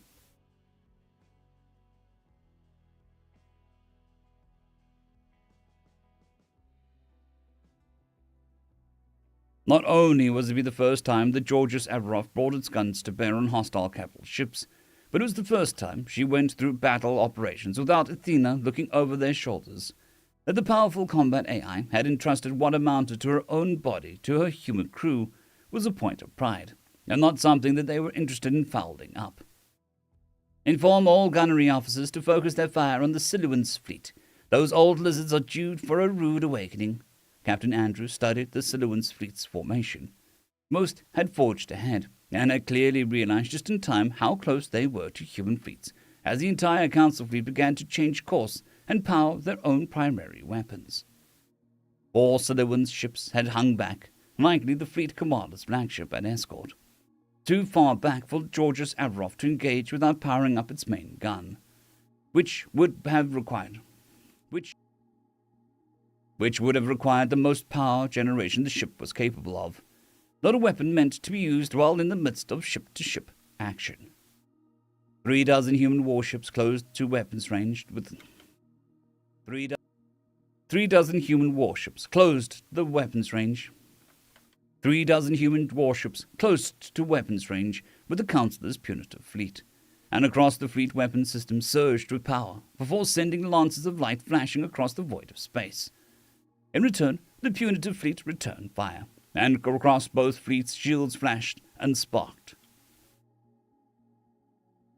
Excuse me. The Boomer Juice is fighting back, but it shall not win. It will never win. I will be... No, okay. Maybe it'll win. But not today. Sparked.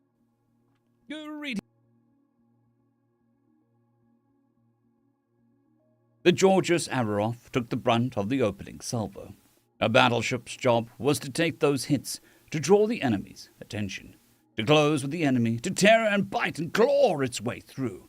And every hit to the Georgios Averof shields was one less shot at the less armored and protected ships of the fleet, one less salvo that the fleet needed to try and outmaneuver, allowing them to hold formation. A few more seconds that they could focus their own fire on easier targets and start to whittle the larger punitive fleet down. Captain Andrews smiled as the Georgios Averof shields flashed and reports came in. No spot failures, no failed systems, no damage. At her nod, the main guns finally fired, flashing with the light of suns, and 2 Siluans of ships vanished into clouds of rapidly cooling debris. A third listing hard and dropping out of formation with the rest of the Siluans' fleet. Detonations and flashes of light lit the void on the ship. Detonations and flashes of light lit the void on the ship's edge. 3 dozen human warships were cutting a swath through the punitive fleet, giving far more than they got. It became clear, far too fast, that the difference in military sciences and technology between the young upstarts and the millennia-old Siluans was almost insurmountable. Even without being hampered by spotty sensors and intermittent communications failures, the punitive fleet couldn't have offered a coordinated resistance. There were 8 separate fleets, each smaller than the combined human fleet, each with their own motivations and tactics, each with their own strengths and weaknesses. The human fleet was a sole entity, a single coordinated monster of 1,000 arms and eyes. Gathering party leader Ferenzi visibly shook with an odd mixture of rage and loss. Most of his clan was dead, generations of cousins and brothers and sisters consigned to the cold void of space. Many hadn't even known when death had come for them, so sudden had it been. The humans had torn them apart, shredded Shieldhunter ships that had been lovingly scavenged over dozens of generations. Each piece of every ship had a story of its own. For all that was lost, he wept. The clan would never recover. Their sacrifice would go unnoticed to the Siluan's counselor, whom he had joined the punitive fleet. They had drawn first blood. His father's sacrifice had seen the first human loss of the battle, and it would go ignored. His cousin's guns had brought down one of their impossibly fast ships in that first assault, and it would go unaccounted. The Grand Admiral had declared his displeasure. The Grand Admiral had declared his displeasure, had labelled his clan as cowards and failures. The Shieldhunter had held its Senate seat by mere hair. The Shieldhunter had held its Senate seat by a mere hair's width for decades, and that tenuous hold was surely lost. For that, he raged, both at his own failures and the cold disdain of the Grand Admiral and the Councillor. 3 ships remained of dozens that had both made up his clan. They had not been among the strongest of the Shieldhunter clan fleets, but they had taken the risk for their people. A good showing in front of the Siluans would have earned them respect, political allies, wealth, a stronger position on the Senate, protection from the Killerwind Consortium's fees and dealings, and a poor showing would simply tear away what little they had, see them thrown to the mud, stomped upon and forgotten, used as little more than commodities and trade goods. Cousins, our clan is dead, but it shall not be forgotten. Come about and make haste. We've drawn human blood, and will do so again, by any means necessary. They might fail. The councillor likely wouldn't even notice their pending sacrifice, but at least he and his own would know the results of their evident failure, and what would come of the Shieldhunter in the wake of the death of his clan. 3 ramshackle Shieldhunter scavenge ships changed course, returning to the fray as the human and council-led fleets exchanged blows. Death was certain, but it was better than what they would face when the war was over. The humans enslaved, and the council free to turn its attention on those that had failed them. 3 Senate race fleets converged with the Siluans against the brunt of the human fleet. They arrived in staggered intervals, as their own technicians and crews fought and struggled with a constant stream of errors, lag, and conflicting reports in their communications and sensor systems. In raw tonnage, they outclassed the humans. in cohesion and tactics, even had Loki not been ripping through their systems, leaving them half blind and deaf to each other. The punitive fleet would not have found a fair fight.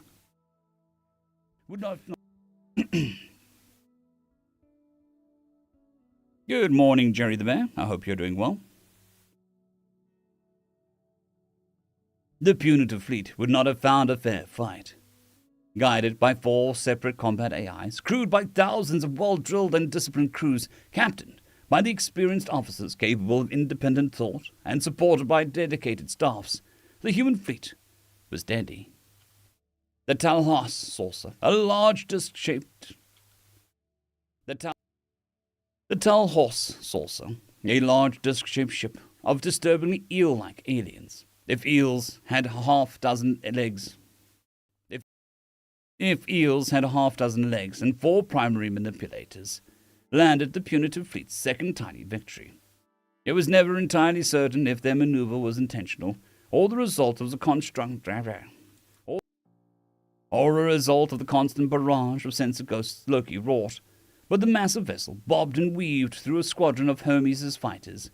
It came up and into the path of the human cruiser, too late for either crew to adjust. Glad to hear it, Jerry. Glad to hear it. Even Athena was unable to predict or warn of the pending collision, considering the speeds at which both fleets were moving. Despite more powerful shielding and heavily reinforced superstructure, the cruiser was shattered by the impact, then further torn asunder by the Talhas saucer then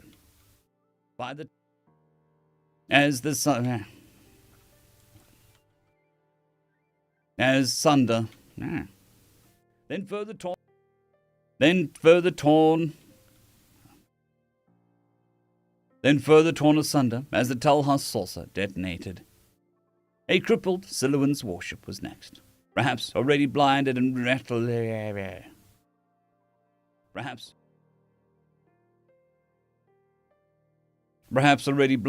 rudderless. It plowed on into the human formation to collide with the second cruiser. The 2 ships' hulls were deeply gouged as the ships failed. The two ships' hulls were deeply gouged as their shields failed and armor was sheared away. Partially fused by the impact, they tore apart into rapidly widening fields of debris. The human formations executed a series of sharp maneuvers, changing course to keep the Council fleet in range. They moved as a single entity, while the various species of the punitive fleet fought as small clusters or individual ships, hammering away at the nearest target rather than focusing their efforts. Admiral, the Shaldanta have changed course and are returning to the engagement area. Athena spoke softly, as much of her attention was on coordinating the squadrons of fighter craft that were harassing the punitive fleet, while also liaisoning with the other combat AIs of the fleet. The Admiral turned her attention to the large holographic display and the 3 contact markers of the remaining Shaldanta ships. They were racing through the debris field where they had met the first destroyer group, plunging straight towards the heart of the battle. Straight towards the Georgios Averof. It was almost painful to watch, more so when she pulled up their communications logs, copied it, and forwarded by the many various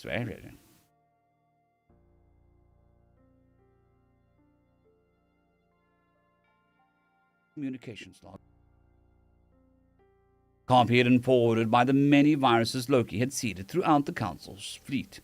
Their reasoning was laid bare in the surviving captain's brief statement. They didn't fight for loyalty to a cause, no duty or oath to the Council. They fought so their children might not be slaves or food for the more powerful races. They fought so their people might not be made property, not be cast out of the Senate. They would throw themselves on her ships just so they could not survive to see the horrors that the Council would put on the Shaldanta through. That the Council would put the Shaldanta through after the battle was over.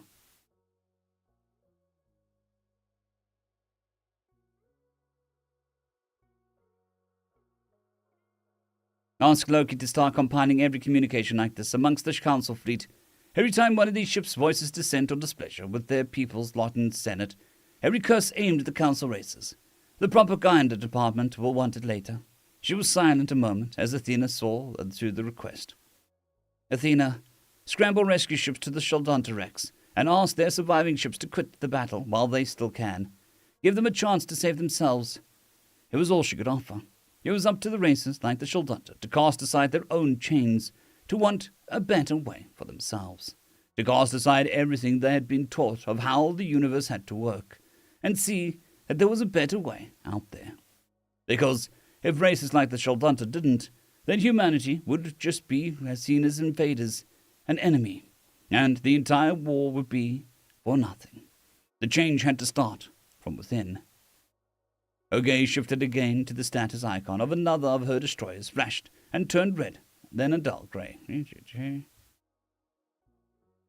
Her gaze shifted again as the status icon of another of her destroyers flashed and turned red, then a grey, dull. Her gaze shifted again as the status icon of another of her ship's destroyers. Her gaze shifted again as the status icon of another of the destroyers flashed and turned red, then a dull grey. Another ship lost. No escape pods launched. No time for the crew to have reached them. Upwards of a third of his fleet was gone, and the humans were still pressing the assault. It was a guess, at least. It was a guess, at least, as to how many of the Senate and member race fleets. It was a guess, at least, as to how many of the Senate and member race fleets ships that had been lost. Of the Sidoan's fleet itself, 3, maybe 4 ships had been destroyed or too badly damaged to continue the battle, and even that was more guess than certainty. His sensors operator had resorted to visual data, foregoing the ship's advanced sensors and communications networks for something that, while painfully time-delayed, would at least allow an accurate view of what had happened in the battle minutes or hours prior. That information still showed the Shaldunta fleet. That information still showed the Shaldunta fleeing, the Kellian consortium charging boldly against the human warship that hounded them, and the Warilla fleet changing course to engage those swift but unshielded warships that had first torn through the Shaldunta. By the ancestors, it still showed that the bulk of the main fleet was only just coming into weapons range of the humans. Showed, in fact, that the advanced edge of the Sidoan's formation was entering range, while the Talhas were still minutes and hours behind. They were all much further apart than he had thought, based off of what had been able to glean from the sensors.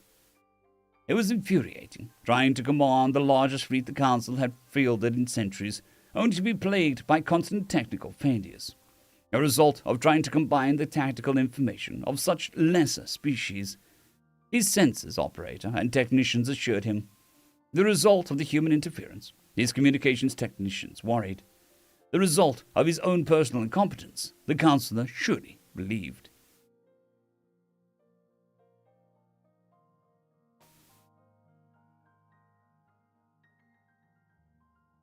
Not only his reputation was on the line, but his life as well. The lives of his entire lineage, he suspected. Not only his reputation was on the line, but his life as well. The lives of his entire lineage, he suspected. The Council was not known for being lenient or forgiving, and his anger could be far-reaching. The Zelliant Hive is to make all speed towards the main engagement, leave those human skirmishers to the Warilla. When they are done, they are to advance and enter the main engagement from between the 2 human formations. Talhas are to shield our advanced formation. The remainder are to inflict all possible damage upon the human ships. We break them here. Bold words, bold orders, and bold hope that at least some of those orders would reach the right formations. Stop! Next target. The crippled Talhas saucer spiraled past the destined and Captain.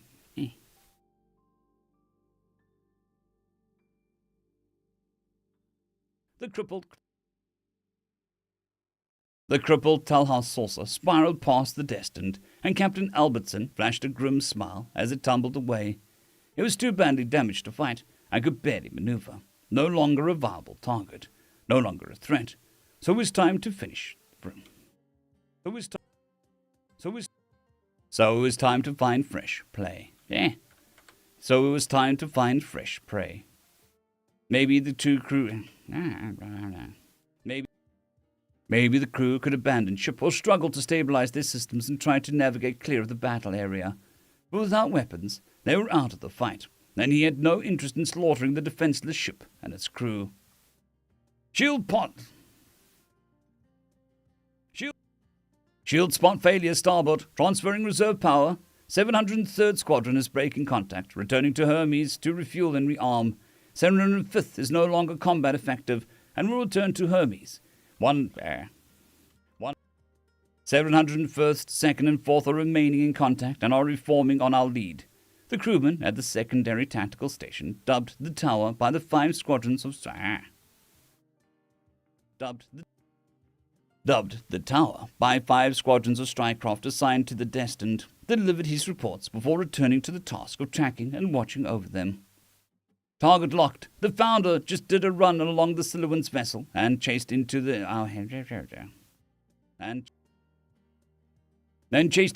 heading. Engines and primary weapons are down. Permission to engage. Primary Tactical, in charge of weapons and targeting, already knew what the answer for the fire order request would be. Fire at will, Tactical. Nav, bring us up alongside. A nod from navigation station, and the Destined leapt ahead to gain on the staggered Siluan's ship. And the Destined leapt ahead to gain on the staggered Siluan's warship. The main guns flashed once, twice, and the far older alien warship's shields flashed and shattered. A pair of ragged gouges burned into his armored hull. Tallahassee on collision course, starboard low. Sensors piped up suddenly, and navigation responded quickly. The Destined rolled aft, over the damaged Siluan ship, and away from the Tallahassee saucer that passed through the space the Destined had previously occupied. The crew were rattled, despite the inertial dampeners and gravity control systems. But crash harnesses held them in seats, and the environment suits included G-suit components to prevent blackouts from the sudden and violent course corrections. Captain Anderson glanced at his tactical display, nodding in approval of his quick and independent actions of his crew, grinning with pride. "Well done! Another salvo into those lizards, then bring us around on that." Before he could finish, his tactical display showed that same Tallahassee saucer crashing into the Founder. The Destined ship... The Destined's sister ship, and one of the last cruisers in the formation. The disc-shaped vessel's forward edge vanished as it contacted the Founder's powerful shields. But then the energy barrier gave way, and the 2 ships impacted. Armored hulls gave way. Great gouts of energy tore across the Tallahassee ship's hull and scoured the Founder. The 2 ships further along. The 2 ships further ground into each other. Great clouds of debris cast off either ship before the massive disk's engines flared brightly and detonated. God damn it! The battle was quickly entering a new phase that he didn't want to contemplate. "Hello, gathering party leader Forenza." An unfamiliar voice, without any regional accent that he could identify, chirped through the bridge of his An unfamiliar voice without any regional accent that he could identify chirped through the bridge of his scavenged ship. Forenza glanced at his nearest crew member, one of his sons, who shared a glance before looking towards a monitor at Forenza's side. An unfamiliar face appeared on the screen. As with any race, many in the Senate species felt the humans all looked the same. It certainly didn't help that few had seen more... It certainly didn't help that few had seen more than 1 or 2, as they were exceedingly rare in council space even before war had been declared. The Salt Hunter could at least appreciate that they were indeed individuals, although he had never seen that face before. Pale flesh, slim facial features, dark hair on its head and above its dangerous eyes. How a human could be speaking to him in perfect Sheldunton common was perhaps a question for another day. "Who are you?" The human smiled, the tooth-bearing curl of its lips. The Sheldunter shuddered. Sheldunter shuddered involuntarily at the display. "I am Loki, the combat AI of the Hermes supercarrier, and the one that has been spending the last few hours running amok across all ships in the Purgatory Fleet. That smile was entirely too amused with the admission of comfort of Firenze, and his hair prickled in response. Tiny barbs rose in the hair at his cheek and shoulders, meant to ward off his people's ancient predators, a mostly useless evolutionary trait that his people had yet to fully cast off, and an embarrassingly easy-to-observe sign of fear and discomfort in his people. "I've come to offer you a chance to stand down.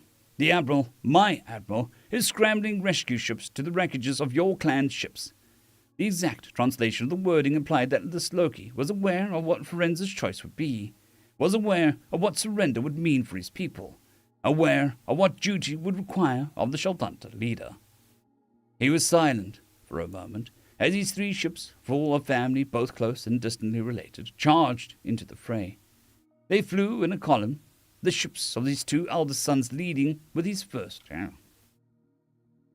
They flew in a column, the ships of his 2 eldest sons leading with his in the rear. They would shield him with their bodies, so that he might have a chance to strike and win his people at least some merit in the eyes of the Siluan's counselor. He glanced at the census display, and Loki followed his gaze, before smirking and nodding his head towards it. The display changed drastically, from the confusing mess of contradicting and ghosts to a new image, a true display of the battle, of dozens of Senate and member race ships shattered and dead, of Siluan's warships limping towards the system's far edge, intent on fleeing back to safer systems, of dozens of tiny craft racing from what Loki had named as the Hermes towards the remnants of not only his clanmate ships, but the wreckage of the Killuan consortium, and of other species ships that were far enough from the bulk of the fighting to be safe to reach. Rescue operations, even as the battle raged. The humans would seek to rescue their enemy before even knowing if they would win the battle. To take prisoners, perhaps. To gain information. To learn how the fleet. But no. They had no need.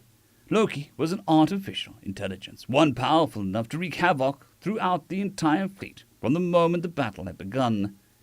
They had no need for prisoners. Why? Why save them? Loki smiled sadly and offered a shrug.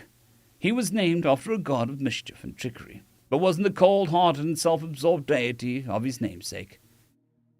'Cause someone has to. They don't want war. They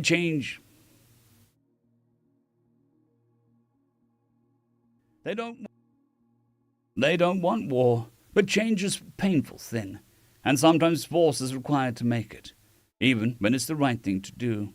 So they will show you the truth of their intentions through their actions. Do you and your crews have any messages for your clanmates, gathering party leader Firenze? I will deliver it for you when this battle is over. Firenze was silent for a moment, glancing at his nearest son, then towards the display of the battle. He could not surrender, despite the fact that he wanted to trust the humans through the demeanor of the AI. If he did, his people would suffer long and hard under the Siluan's rage. Change was slow to come, it was true. Slower still when generation after generation of 100 races had been taught time and again that the way of things was simply the way they had to be. That there could be no better way. That the only chance for anything better was over the corpses of those who cheated. That the only chance for anything better was over the corpses of those who cheated.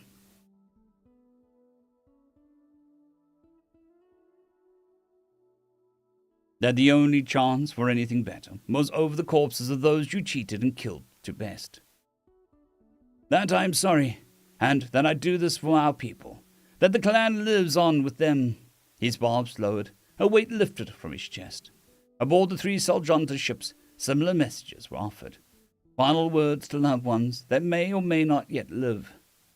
Perhaps he shouldn't have believed Loki. They could have been all lies. Perhaps they would pick up the survivors from the Shaldanta wrecks. But how would those survivors be treated? Slaves? Prisoners, certainly. Perhaps better than the rest of his species would be treated by the Council races, or the Senate species once their membership was revoked for failure. Perhaps not. But they had chosen to speak to him, offered him an out, despite knowing that he would not, could not, accept it. What did they have to gain from doing so? The three Shaldantra ships made way at best speed towards a human battleship, intent on their course and racing to deliver the blow that would of course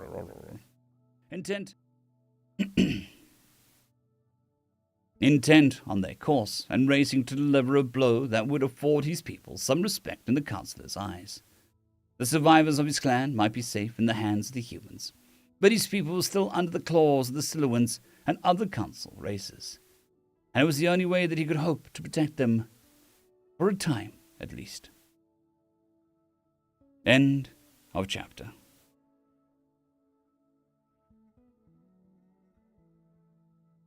It was a bit of a long one.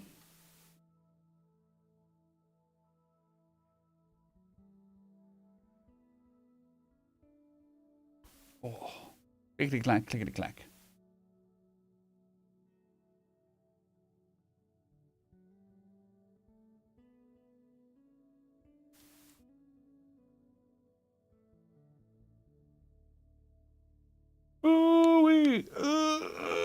Excuse me. Lots of stretching, popping, cracking.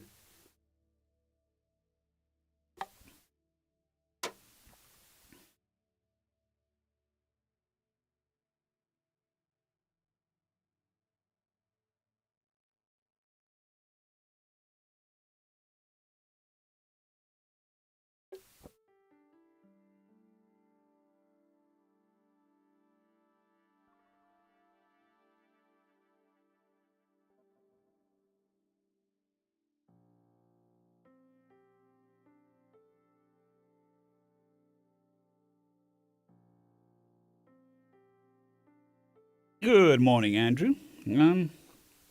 Glad you're enjoying the content.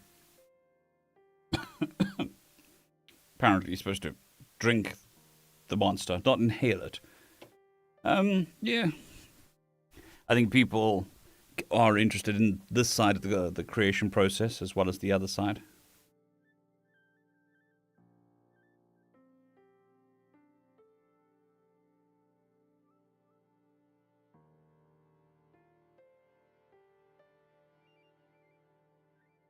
And I think it's also a nice way to connect with people. I mean, lots of people have questions, and I'm always open to answering them as much as possible.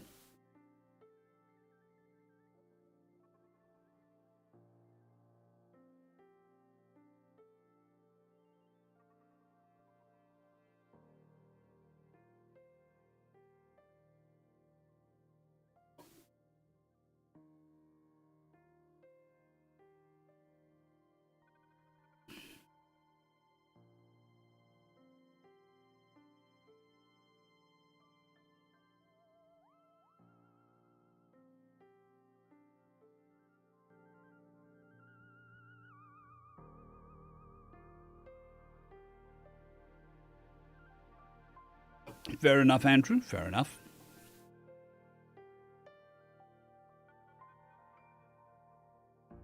I'm glad that people enjoy the 24-hour stream, and if you have a question, Charles, you're more than welcome to ask. I am also not going to guarantee I'm going to answer it, but if I can, I will.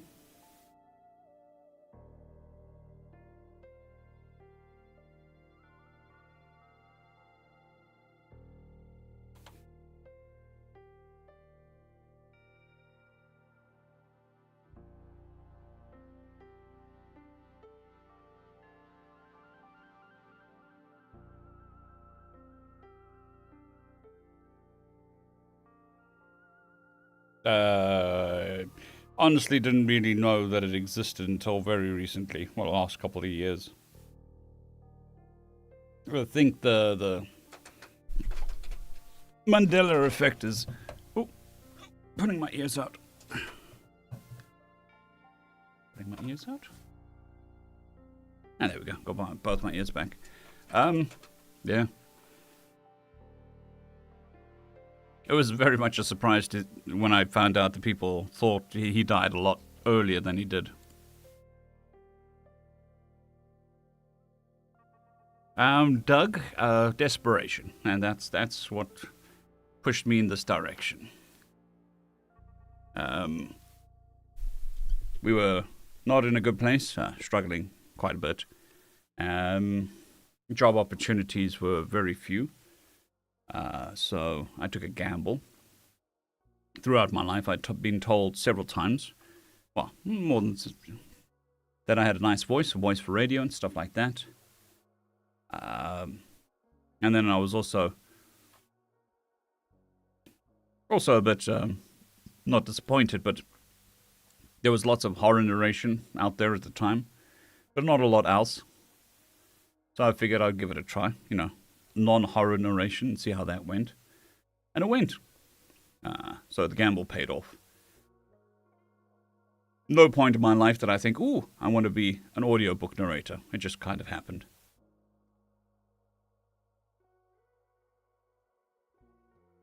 The funeral that you're thinking of is Chris Harney, if I remember correctly.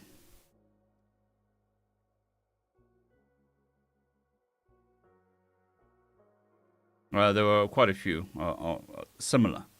So Chris Harney was the same cadre as Nelson Mandela. And the funeral that most people think of with the Mandela effect was Chris Harney.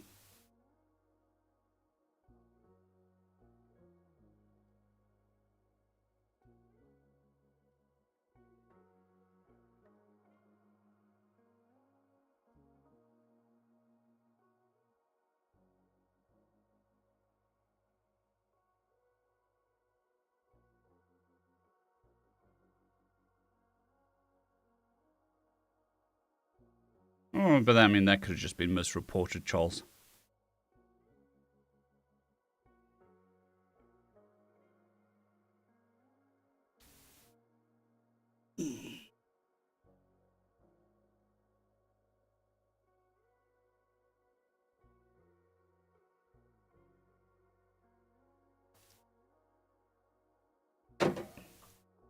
Another brave monster has given its life to the caffeine gods.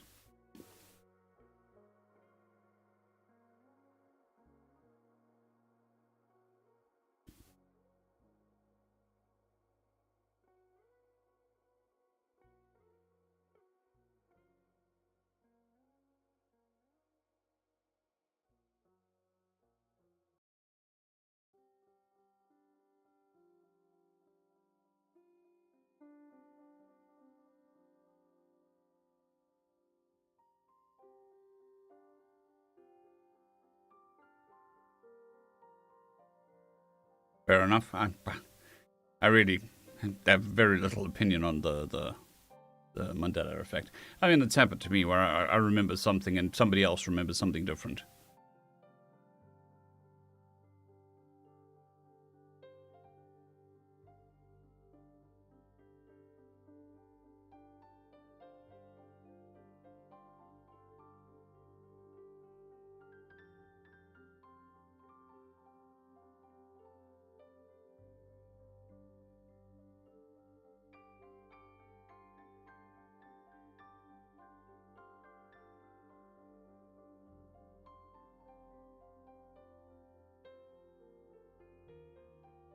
Ooh, we've reached 100 messages.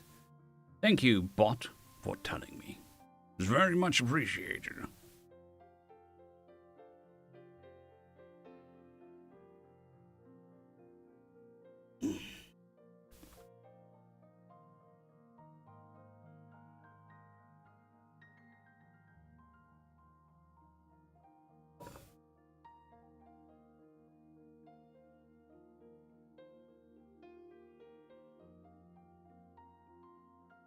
Yeah, fair enough.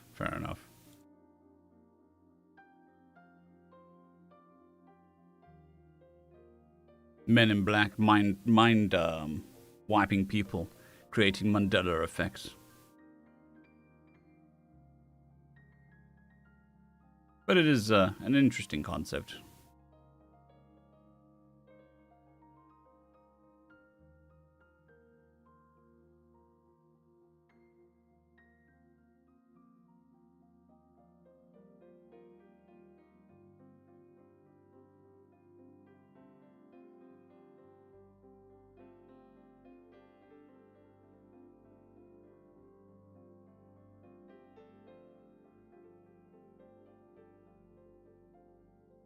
Ah, the squirrel. No, it wasn't. It was a squirrel. No, it wasn't a squirrel. Possum. It was a possum. The possum thing.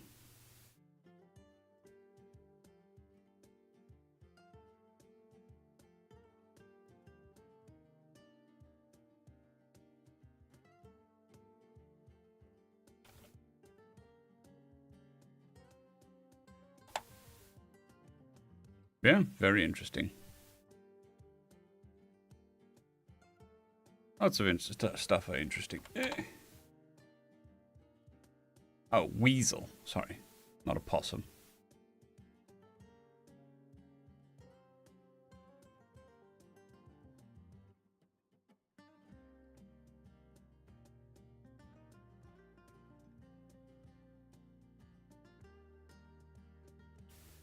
Alrighty, final questions, then I'm going to call it a stream. If you have any other more questions, feel free to ask.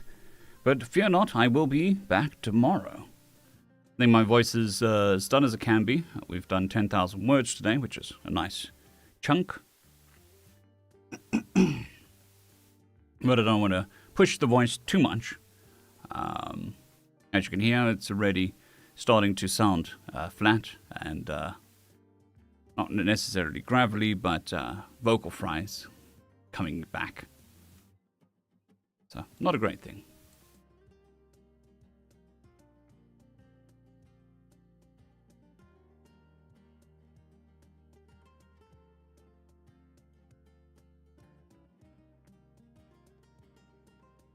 Yes.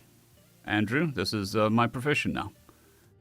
Audio narration. Or specifically this YouTube channel. But yes, yes it is.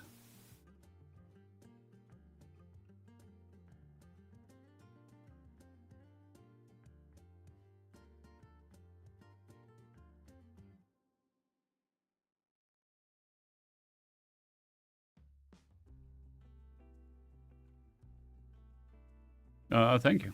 It's just number 3. Lazy when it comes to haircuts. Anything that's simple to look after, I'm happy about. Fine.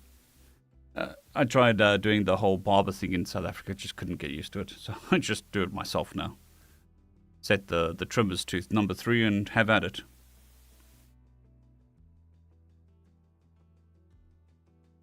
Okie dokie. Thank you all for joining me for this stream. It is very much appreciated, especially in this day and time where attention is being pulled in a million different ways. I do appreciate you giving me some of your time. I will be back tomorrow, and I hope to see you all tomorrow as well. Same time, same place. Hopefully the voice is a bit better so we can do some more work, but hey, I'd love to see you all tomorrow. Have a fantastic one. Goodbye.